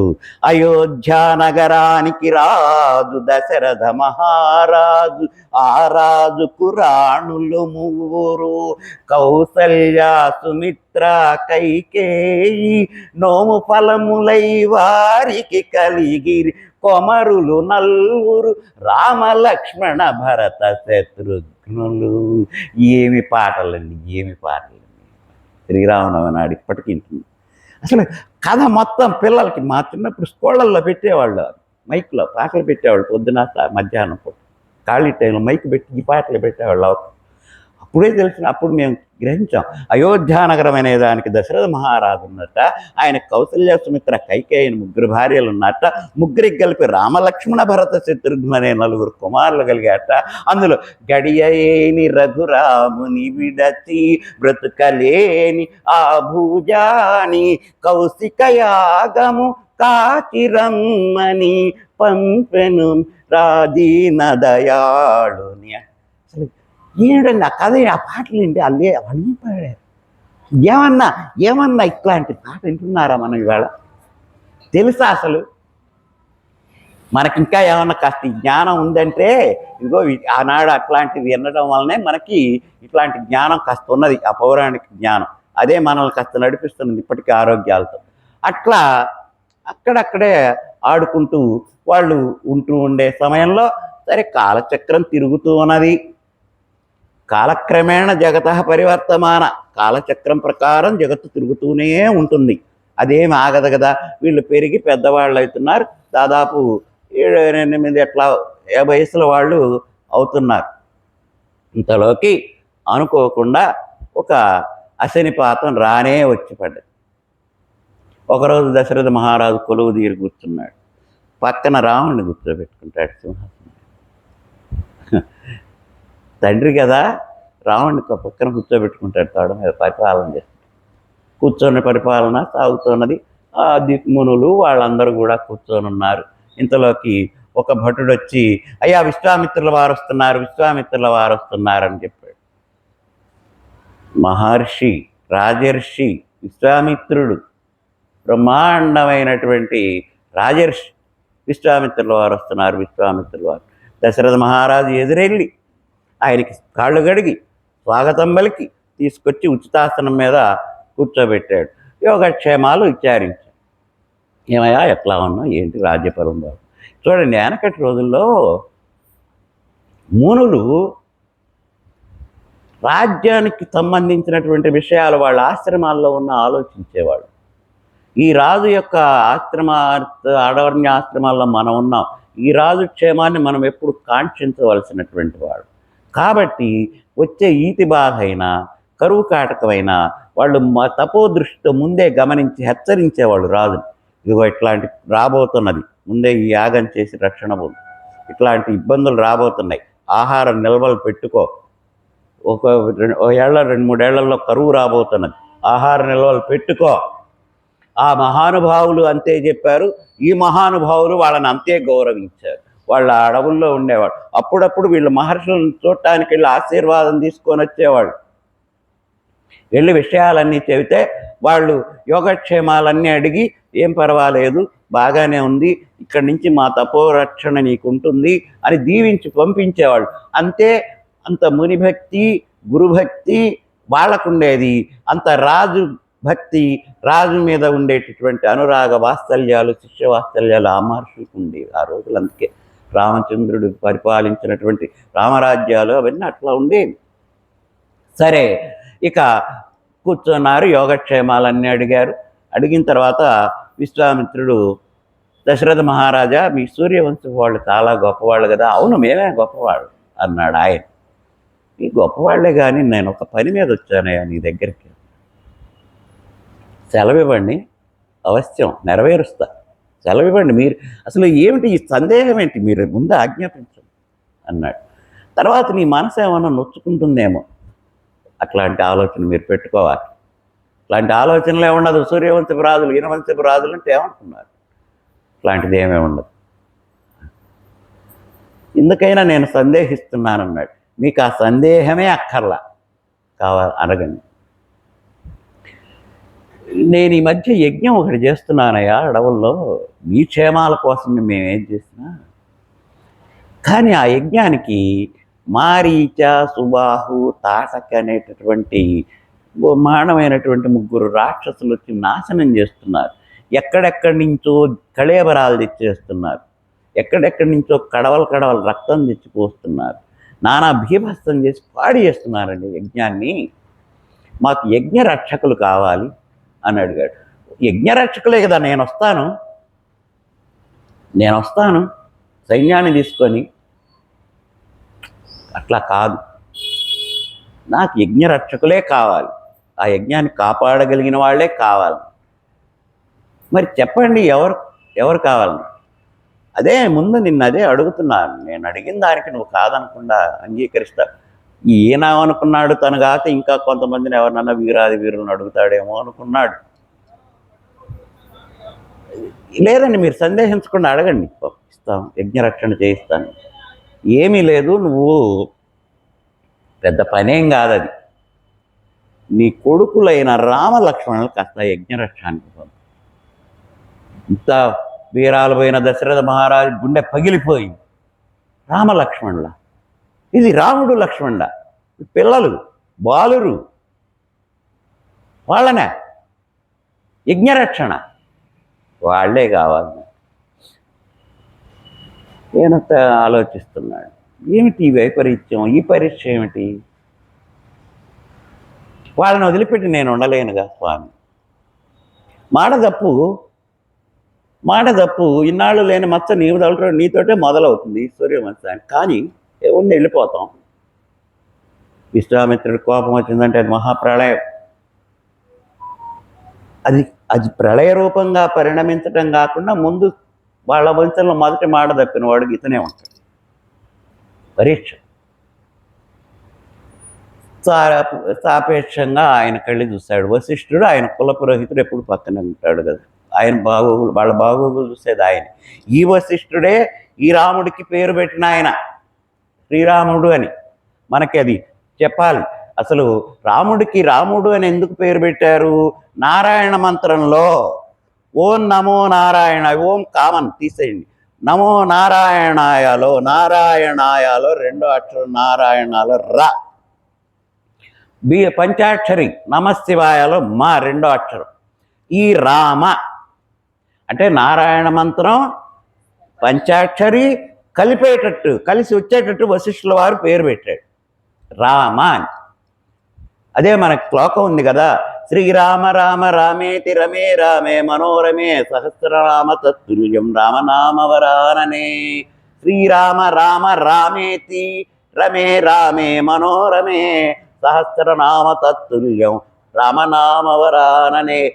ఏ విష్ణు సహస్రనామం మొత్తం మనం పఠించలేకపోతే పార్వతీదేవి అడిగింది శంకరుణ్ణి, స్వామి విష్ణు సహస్రనామం ఇంత కఠినమైన పదాలతో కూడి ఉంది, కేనోపాయేన లఘునా, ఎట్లా దీన్ని లఘువుగా పఠించినటువంటి ఫలితం కలుగుతుందంటే అప్పుడు శంకరుడు అన్నమాట, శ్రీరామ రామ రామేతి రమే రామే మనోరమే సహస్రనామ తత్తుల్యం రామనామవరాననే. శ్రీరామ శ్రీరామ శ్రీరామ అని 3 సార్లు అంటే 1000 విష్ణు సహస్రనామాలు పలికినంత పుణ్యం వస్తుందని చెప్పాడు. ఎందుకంటే రామ కటపయాది వర్గం అని ఒకటి ఉంటుంది అక్షర శాస్త్రంలో, వ్యాకరణ శాస్త్రంలో. యారాలావాల్లో రెండోది రా, పాప బాభమాల్లో మా ఐదోది, 2 × 5 రా మా, 2 × 5 10, మళ్ళా రెండో రామ 10 × 10 100, మళ్ళా మూడో రామ 100 × 10 1000. సహస్ర విష్ణునామాలు శ్రీరామ రామ రామేతి, అది శ్రీ గౌరవవాచి. అట్లా 3 సార్లు రామనామ స్మరణ చేస్తే చదవలేనటువంటి, మనకి సాధ్యంగానే మన నోరు తిరగనటువంటి విష్ణు సహస్రనామాలు 1000 చదివినంత పుణ్యం ఫలితం అని శివుడు, సాక్షాత్తు శివుడు చెప్పిన మాట అది. అట్లాంటి పేరు ఆయనకు పెట్టాడు కాబట్టి వశిష్ఠుడికి తెలుసు ఇవన్నీ. వశిష్ఠుడు కులపురోహితుడు, మంచి బ్రహ్మర్షి, ఆలోచించాడు. వచ్చింది రాజర్షి. వశిష్ఠుడికి విశ్వామిత్రుడికి అస్సలు పడదు. వీళ్ళిద్దరికి పచ్చగడ్డేస్తే బొద్దు, వీళ్ళిద్దరికి అసలు పడదు. హరిశ్చంద్ర నాటకంలో తెలుస్తుంది, వీళ్ళ మీద పద్యాలు ఉన్నాయి బ్రహ్మాండంగా. వశిష్ఠుడిని ఆలోచనగా చూశాడు. పంపించేం కాదులే, పంపించండి, ఏం కాదులే, పంపించడం పిల్లల్ని ఏం కాదు, నేనున్నా కదా, పంపించండి, ఏం పర్వాలేదు. ఆయన మహర్షి, రాజర్షి, ఋషి సత్తముడు, గొప్పవాడు, చాలా జ్ఞాని, ఆయన తక్కువవాడేం కాదు, ఆయన వెంట పంపండి, ఏం దిగులేదు, ఏదో ఒక మంచి పనే జరుగుతుంది, పంపించండి అని దశరథ మహారాజుకి చెబితే దశరథుడు అంగీకరించి తన బిడ్డల్ని రామలక్ష్మణులు ఇద్దరిని కూడా ఆ విశ్వామిత్రుడు సంకల్పించినటువంటి యాగ సంరక్షణానికి పంపటానికి అంగీకరించి వాళ్ళని ఆ విశ్వామిత్రుడి వెంట పంపించాడు. వాళ్ళు వెళ్ళారు యాగర. విశ్వామిత్రుడు వాళ్ళని తీసుకొని అడవుల్లో వెళుతున్నాడు. అంతఃపురంలో కౌసల్య, సుమిత్ర, కైకేయి వాళ్ళు అడిగారు, ఇక్కడ వెళ్ళింది ఎవరు? కౌసల్య కొడుకు, సుమిత్ర కొడుకు. భరతుడు వెళ్ళలా, శత్రుఘ్నుడు వెళ్ళలా, కౌసల్య కుమారుడైనటువంటి రాముడు వెళ్ళాడు. పక్కన లక్ష్మణుని అడిగాడు. ఆయనకు కావాల్సింది వాళ్ళిద్దరిని అడిగాడు. వాళ్ళిద్దరిని వశిష్ఠ అనుమతి తీసుకొని పంపాడు. వాళ్ళని తీసుకొని ఆ రోజులండి ఆ మునులు, ఆశ్రమాలు, అడవులు అట్లా తీసుకొని పోతూ ఉన్నాడు. తీసుకొని పోతూ పోతూ పోతూ ఒక చోటకి చేరిన తర్వాత పొద్దుగూకి, ఈ రాత్రికి మనం ఇక్కడే విశ్రమిస్తాం అన్నాడు. రాముడు ఏమో అసలు మాట్లాడు. ఆయన మితభాష, చిన్నప్పటి నుంచి ఊరికి అసలు మాట్లాడే పనే లేదు. స్మితభాషి, నవ్వుతూ మాట్లాడు. స్మిత పూర్వభాషి. అసలు మనం ఒక మనిషిని పలకరించిన తర్వాత నవ్వు, బాగున్నావా అని నవ్వు. ఆయన అట్టా కాదు, నవ్వి బాగున్నావా అంటే ముందు నవ్వుతాడు, తర్వాత పలకరిస్తాడు, అవతల మనిషిని అంత ఆకడతాడు. స్మితపూర్వభాష, స్మితభాష.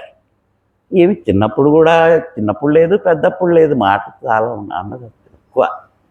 ఏమైనా మాట్లాడితే చేతితోటి మాట్లాడేవాడు. ఇక అంతా ఇదే మామూలే. ఆయన భావం గ్రహించేవాడు. అట్లా వీళ్ళు వెళ్తూ ఉన్నారు. చోటుకి తీసుకెళ్ళాడు. ఇవాళ ఇక్కడే ఉంటాం అన్నాడు.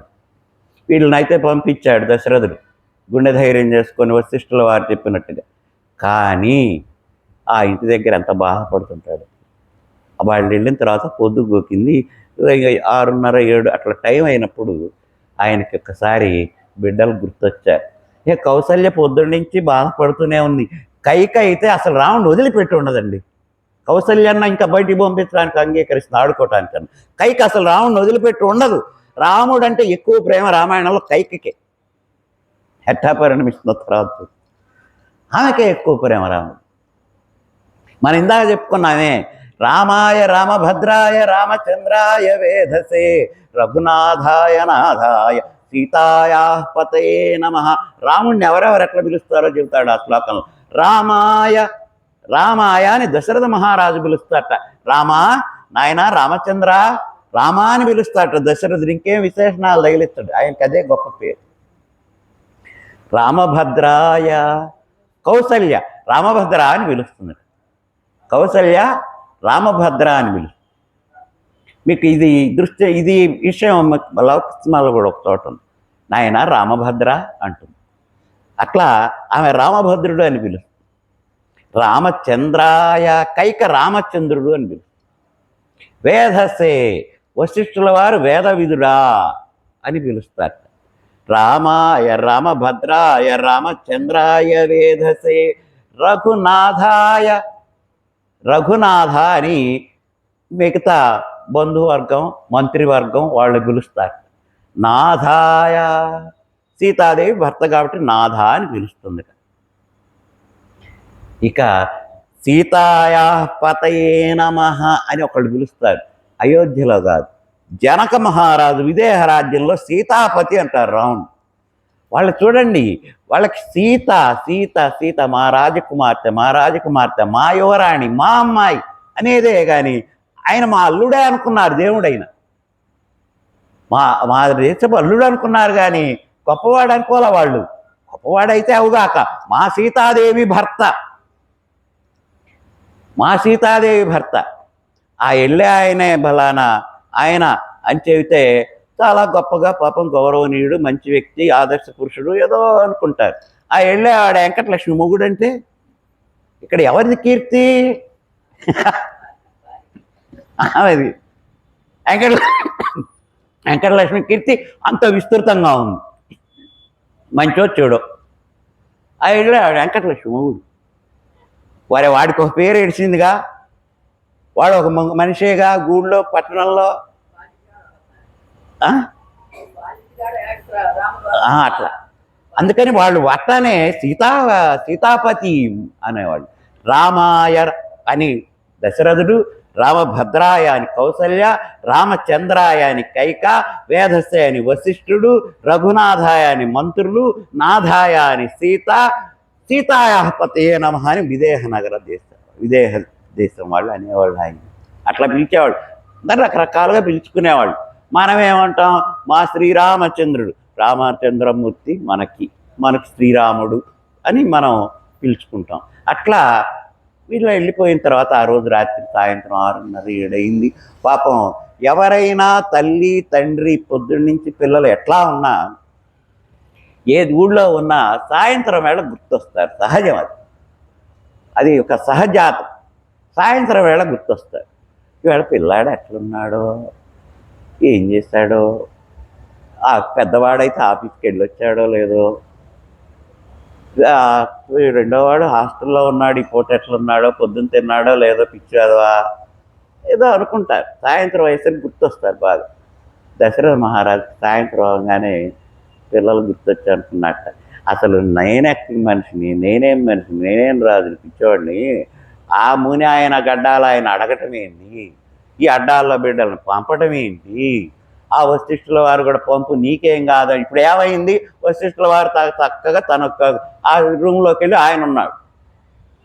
విశ్వామిత్రుడు బిడ్డలు తీసుకుపోయినాడు. ఏడుస్తుంది నేను అన్నట్టుగా బాధపడ్డట.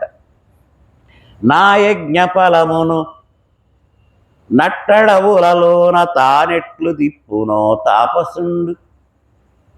అయ్యయ్యో, నా యజ్ఞఫలాన్ని ఆయన తీసుకెళ్ళాడు.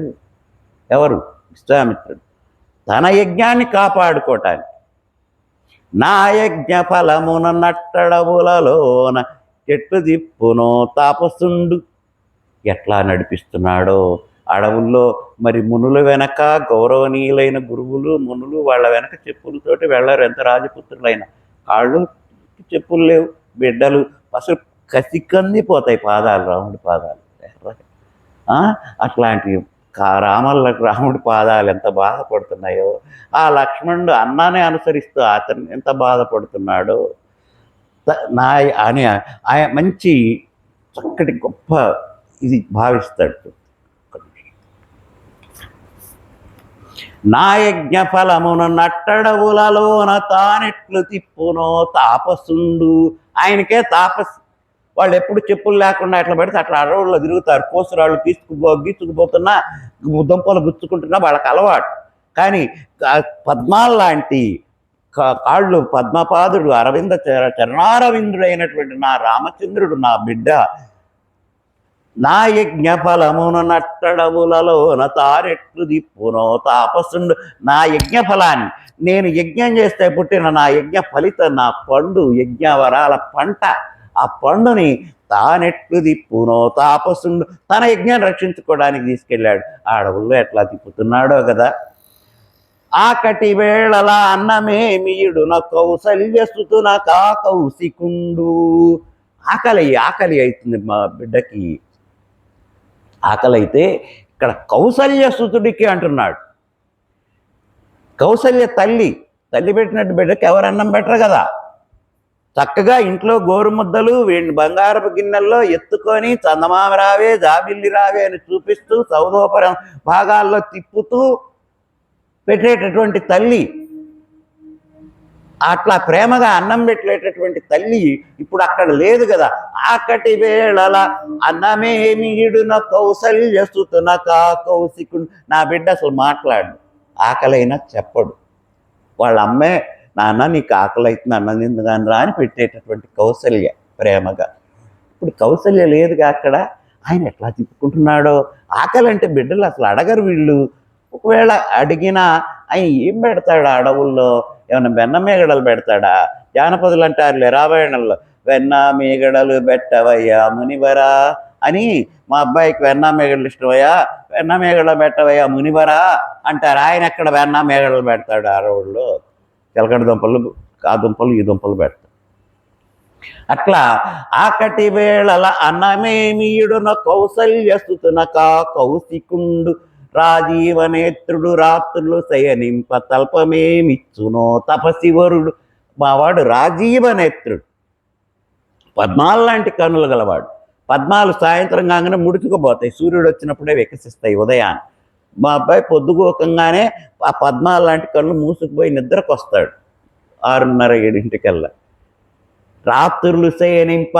పొద్దుగోకంగానే కన్నుమూతలు పడేటటువంటి నా రామచంద్రుడు నిద్రపోవాలి అంటే ఆయన ఏం పడకేస్తాడు? ఇక్కడ బ్రహ్మాండమైన హంసతూలిక తల్పం మీద నా పక్కనో వాళ్ళ అమ్మ పక్కనో పరిచారికలు వింజామరులు వీచుతుండగా సుగుమగుమా మంచి మంచి గంధాలు అత్తర్లు వాసనలు వస్తూ ఉండగా ఆ పరదాలు దించినటువంటి పట్టుకోను మీద పడుకునే నా రామచంద్రుడు ఎట్లా ఏం తల్పం ఇచ్చాడో.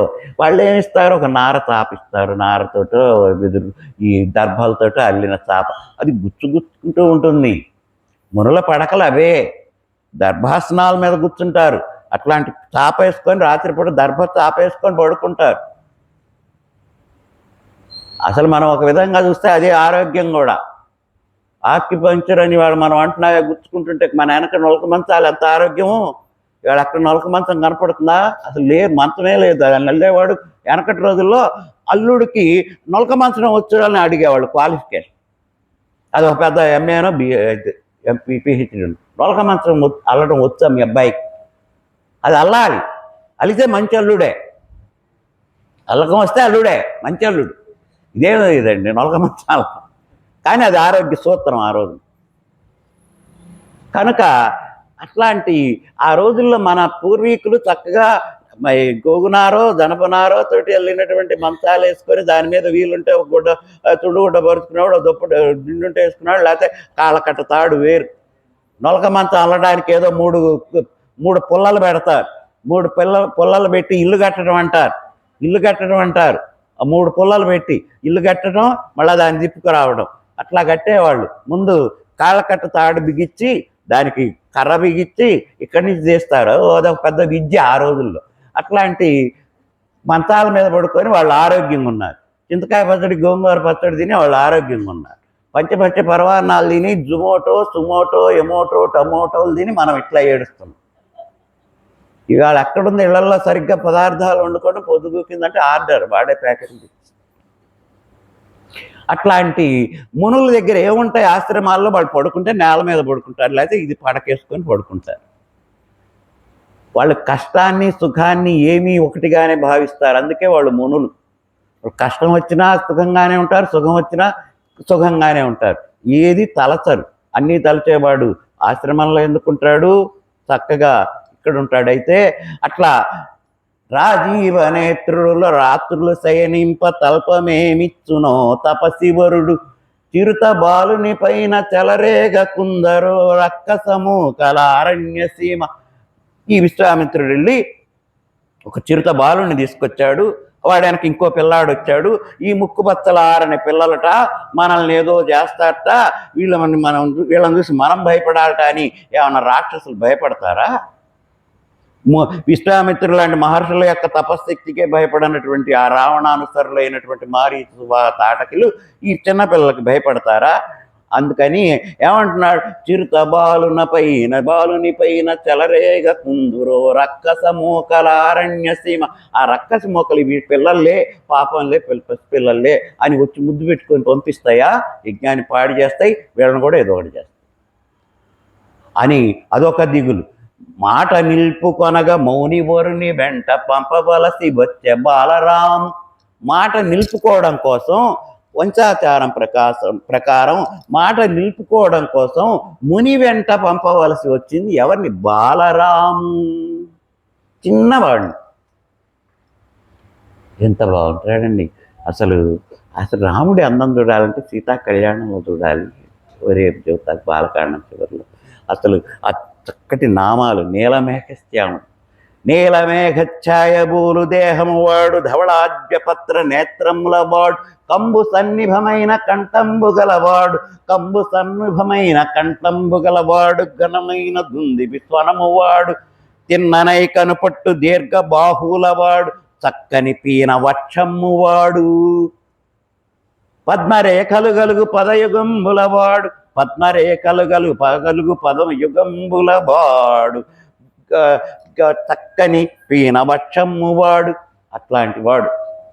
ఇంకా ఎట్లాంటి వాడు? కపట మెరుగని సత్యవాక్యములవాడు, రమణి రాముండు శుభలక్షణములవాడు, ఇన్ని గుణములు రూపింపనసగువాడు, వరుస సౌమిత్రి వనెగాడు. ఆ రాముడు ఎట్లుంటాడు? లక్ష్మణుడు అంతే ఉంటాడు. రామ లక్ష్మణులు రూపంలో, పోలికలో, అన్నిట్లో ఇద్దరు ఒకటే, కాకపోతే ఆయన నలుపు ఇద్దరు. వరుస సౌమిత్రి బంగారు వన్నెకాడు. ఆయన నీలమేఘశ్యాముడు, ఈయన బంగారు వర్ణం. వీళ్ళిద్దరు ఒకటే అని మొల్ల రామాయణంలో రాముడిని వర్ణిస్తారు. ఆమె లక్ష్మణుని వేరే వర్ణించాల. మళ్ళా ఎందుకయ్యా ఆయన ఉన్నట్టు ఈయన ఉంటాడంటే పోలా, కానీ ఒక తేడా ఉంది వాళ్ళిద్దరికి. వరుస సౌమిత్రి, ఆయన వరుసలో సౌమిత్రి బంగారు వన్నెకాడు. ఆయన వరుసలో సౌమిత్రి ఉన్నాడు, బంగారు వన్నెగాడు. ఇక్కడ బంగారు వన్నెగాడు ఎందుకంటున్నాడు? మొదట నీలమేఘము నీలమేఘఛాయ బోలు దేహము. ఆయన నీలమేఘఛాయలాగా ఉంటే బంగారు వర్ణంలో ఉంటాడని మొల్ల రామాయణంలో రాముడిని లక్ష్మణుని చక్కగా ఒకే పద్యంలో వర్ణిస్తుంది. చాలా గొప్పగా ఉంటుంది.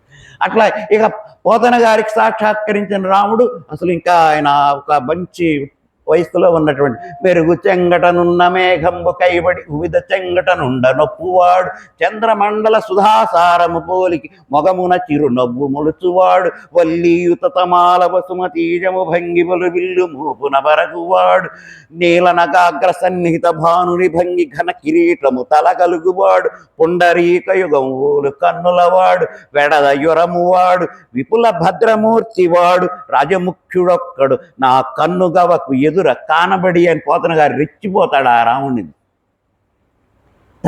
ఎంత అందగాడు. పుంసామోహన రూపాయ పుణ్యశ్లోకాయ మంగళం వేద వేదాంత వేద్యాయ మేఘశ్యామల మూర్తయే పుంసామోహన రూపాయ పుణ్యశ్లోకాయ మంగళం. ఒక వయసు వచ్చినప్పుడే ఇంత అందగాడుగా ఉన్నాడంటే పిల్లగాడుగా ఇంకెంత అందగాడుగా ఉంటాడని చెప్పడం నా ఉద్దేశం. ఒక వయసులోనే ఇంత అందగాడు, పిల్లవాడప్పుడు ఇంకా అందంగా ఉంటాడుగా. అందులో ఆయన మామూలు వాడా? రాముడు, బాలరాముడు.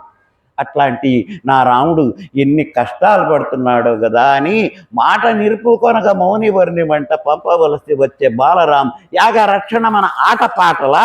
యాగాన్ని రక్షించినటువంటి ఆటలు పాటలా? ఏదో ఇక్కడ గోళీలు ఆడుకున్నట్ట, ఇక్కడ బిళ్ళం కూడా ఆడుకున్నట్ట, ఇక్కడ వాళ్ళ అమ్మ గుండెల మీద తంతు ఆడుకున్నట్ట, ఇక్కడ లక్ష్మణుడు రాముడు వీళ్ళందరూ ఏదో గొడవబడి చిన్న చిన్న ఆటలు ఆడుకుంటున్నట్ట. యాగరక్షణ మన ఆటపాటలా అనుచు తల్లడిల్లెనప్పుడు దశరథుండు తల్లడిల్లిపోయినాడండి. మళ్ళా ఆయన వచ్చిందాక ఒకటే రామ రామ రామ. ఆ రాముడు ఒకసారి దశరథ మహారాజు రాముడిని ఎత్తుకొని ఆ సౌధ ఉపరిభాగానికి తీసుకెళ్ళి ఆడిస్తూ ఉంటే ఉన్నవాడు ఊరుకోక, అది పౌర్ణమి అన్నట్లు ఆ కార్తీక పౌర్ణంలో రాముడు నాన్న నాకు ఆ చంద్రుడు కావాలన్నా. దశరథ మహారాజు ఏడ్చాడు. ఇంత గొప్ప ఇనవంశపు రాజుని, ఇంత ధనవంతుని, ఇంత చక్రవర్తిని, సార్వభౌముణ్ణి నా బిడ్డ అడిగినటువంటి చంద్రుడిని ఇవ్వలేకపోతున్నాను. చంద్రుడు ఎవరిస్తాడండి? అదేమన్నా కొనుక్కొచ్చేదా? ఇవ్వలేకపోతున్నాను. బాధపడి ఏడుస్తాడు.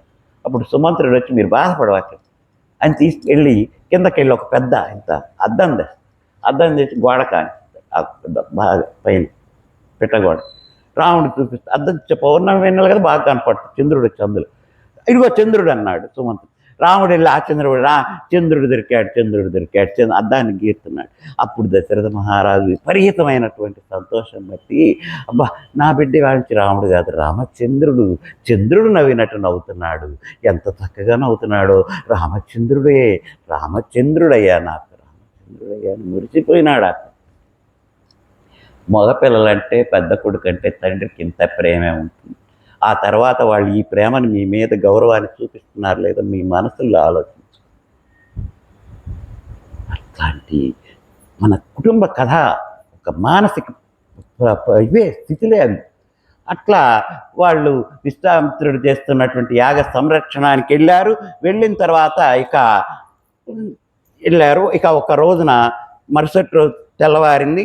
రాముడు లక్ష్మణుడు లేపాడు. విశ్వామిత్రుడు లేపి, అదిగో అక్కడ సరస్సు కనపడుతుంది, వెళ్ళి స్నానం చేసిరండి. స్నానాలు చేసిరాడు. తెల్లవారుజామున 3 గంటలు, తెల్లవారుజామున 3 గంటలు చలికాలం వెళ్ళారు. గురువుగారు ఆజ్ఞ అంతే. గురువుగారు చల్లండి అనలా, వెళ్ళారు.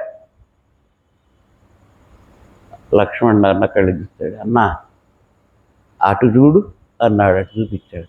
ఒక ఏనుగు, మదపుట ఏనుగు, ఇంతలావు మందపు చర్మం కలిగినటువంటి ఏనుగు తొండాన్ని అందులో పెట్టాలి, నీళ్లు తాగాలంటే భయపడి వెనక్కి వెళ్తుంది.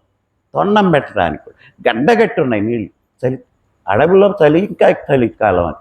అసలు ఆ ఏనుగు అట్లా దాన్ని నీళ్లు పెట్టాలి తొండం అంటే పెట్టను తీయను, అంత చలిగా ఉంది. అంత మందం చర్మం ఉన్న ఏనుక్కే, అంత మందం చర్మం ఉన్న ఏనుక్కే. అన్నా చూడు, ఏముంది ఏనుగు అన్నా, ఇందులో చలికి అదే నీళ్లు తాగలేక దిగలేకపోతున్నదే. ఇంత చలిలో మనం ఎట్లా దిగుతాం? మాట్లాడదు. గురువుగారు చెప్పారు. విశ్వామిత్రుల వారు చెప్పారు, గురువుగారు చెప్పారు, దిగో. ఇద్దరు దిగి ఆ చెన్నీటిలోనే గడగడగడగడ వణికిపోతూ వచ్చి ఆ గురువుగారి దగ్గర కూర్చుంటే వాళ్ళిద్దరికి అప్పుడు ఆయన 2 విద్యలు ఉపదేశించాడు, బల, అతి బల అని. ఆ విద్యలు ఉన్నటువంటి వాళ్ళకి నిద్రాహారాలు పెద్ద వేధించవు. ఆ బల, అతి బల విద్యలు ఉన్నటువంటి వాళ్ళు సర్వశక్తిమంతులు అవుతారు, ఏదైనా కార్యసాధకులు అవుతారు. ముందు ఈ లక్ష్మణుడు అడిగి మాకెందుకు అని, ఇవి ముందు మీకు చాలా అవసరం. మీరు ఇక్కడికి వచ్చింది అడవుల్లో, చాలా పనులు ఉన్నాయి మీ వలన, కాబట్టి ఇవి మీకు అవసరమని చెప్పి ఇద్దరికి బల, అతి బల అనే విద్యలు నేర్పాడు. ఈ బల, అతి బల విద్యలు నేర్పి తెల్లవారుజామున నేర్పడానికి అసలు వాళ్ళని లేపటమే ఈయనే పాడాడు మొట్టమొదటి సుప్రభాత శ్లోకం. కౌసల్యా సుప్రజా రామ పూర్వా సంధ్యా ప్రవర్తతే ఉత్తిష్ట నరసార్దూల కర్తవ్యం దైవమహనికం. ఓ కౌసల్యకి మంచి సంతానమైన శ్రీరామచంద్రుడా, మేలుకో, మేలుకో. నీ వలన చేయవలసినటువంటి దైవ కార్యములో దేవుడు నిర్దేశించిన చాలా కార్యములు నీవు చేయవాలి, మేలుకో. అదే తీసుకొచ్చి సుప్రభాతంలో మొట్టమొదటి శ్లోకంగా పెట్టారు. వెంకటేశ్వర సుప్రభాతం. రామచంద్రుడు మేలుకో రామచంద్ర, మేలుకో రఘుకులేంద్ర అని పొద్దున్నే పాచికసు 4ంటికి లేచి చీపురు తీసుకొని పాచికసు చెప్పి వెనకటి మన తల్లులు పాడేవాడు. మేలుకో రామచంద్ర, మేలుకో రఘుకులేంద్ర, సూర్యుడు పొడివా వచ్చే మేలుకో అని ఎంత చక్కగా పాడేవాడు. నా పాటలు ఎంత భక్తి ఉందని.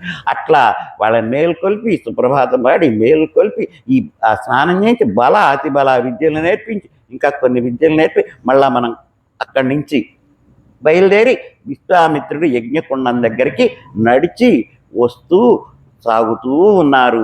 విశ్వామిత్రుడు, ఆయన వెనక రాముడు, ఆయన వెనక లక్ష్మణుడు సాగుతూ అట్లా వస్తూ ఉన్నారు. బాలకాండలో సగభాగం వస్తున్నారు. రేపు తాటక మారి చూస్తారం చూద్దాం. మంగళం కోసలేంద్రాయ మహనీయ గుణాత్మనే చక్రవర్తి తనూజాయ సార్వభౌమాయ మంగళం. స్వస్తి ప్రజాభ్యః పరిపాలయంతాం న్యాయేణ మార్గేణ మహీం మహీసాం. గోబ్రాహ్మణేభ్యः సోమస్తు నిత్యం. లోకాः సమస్తాः సుఖినో భవంతు. స్వస్తి.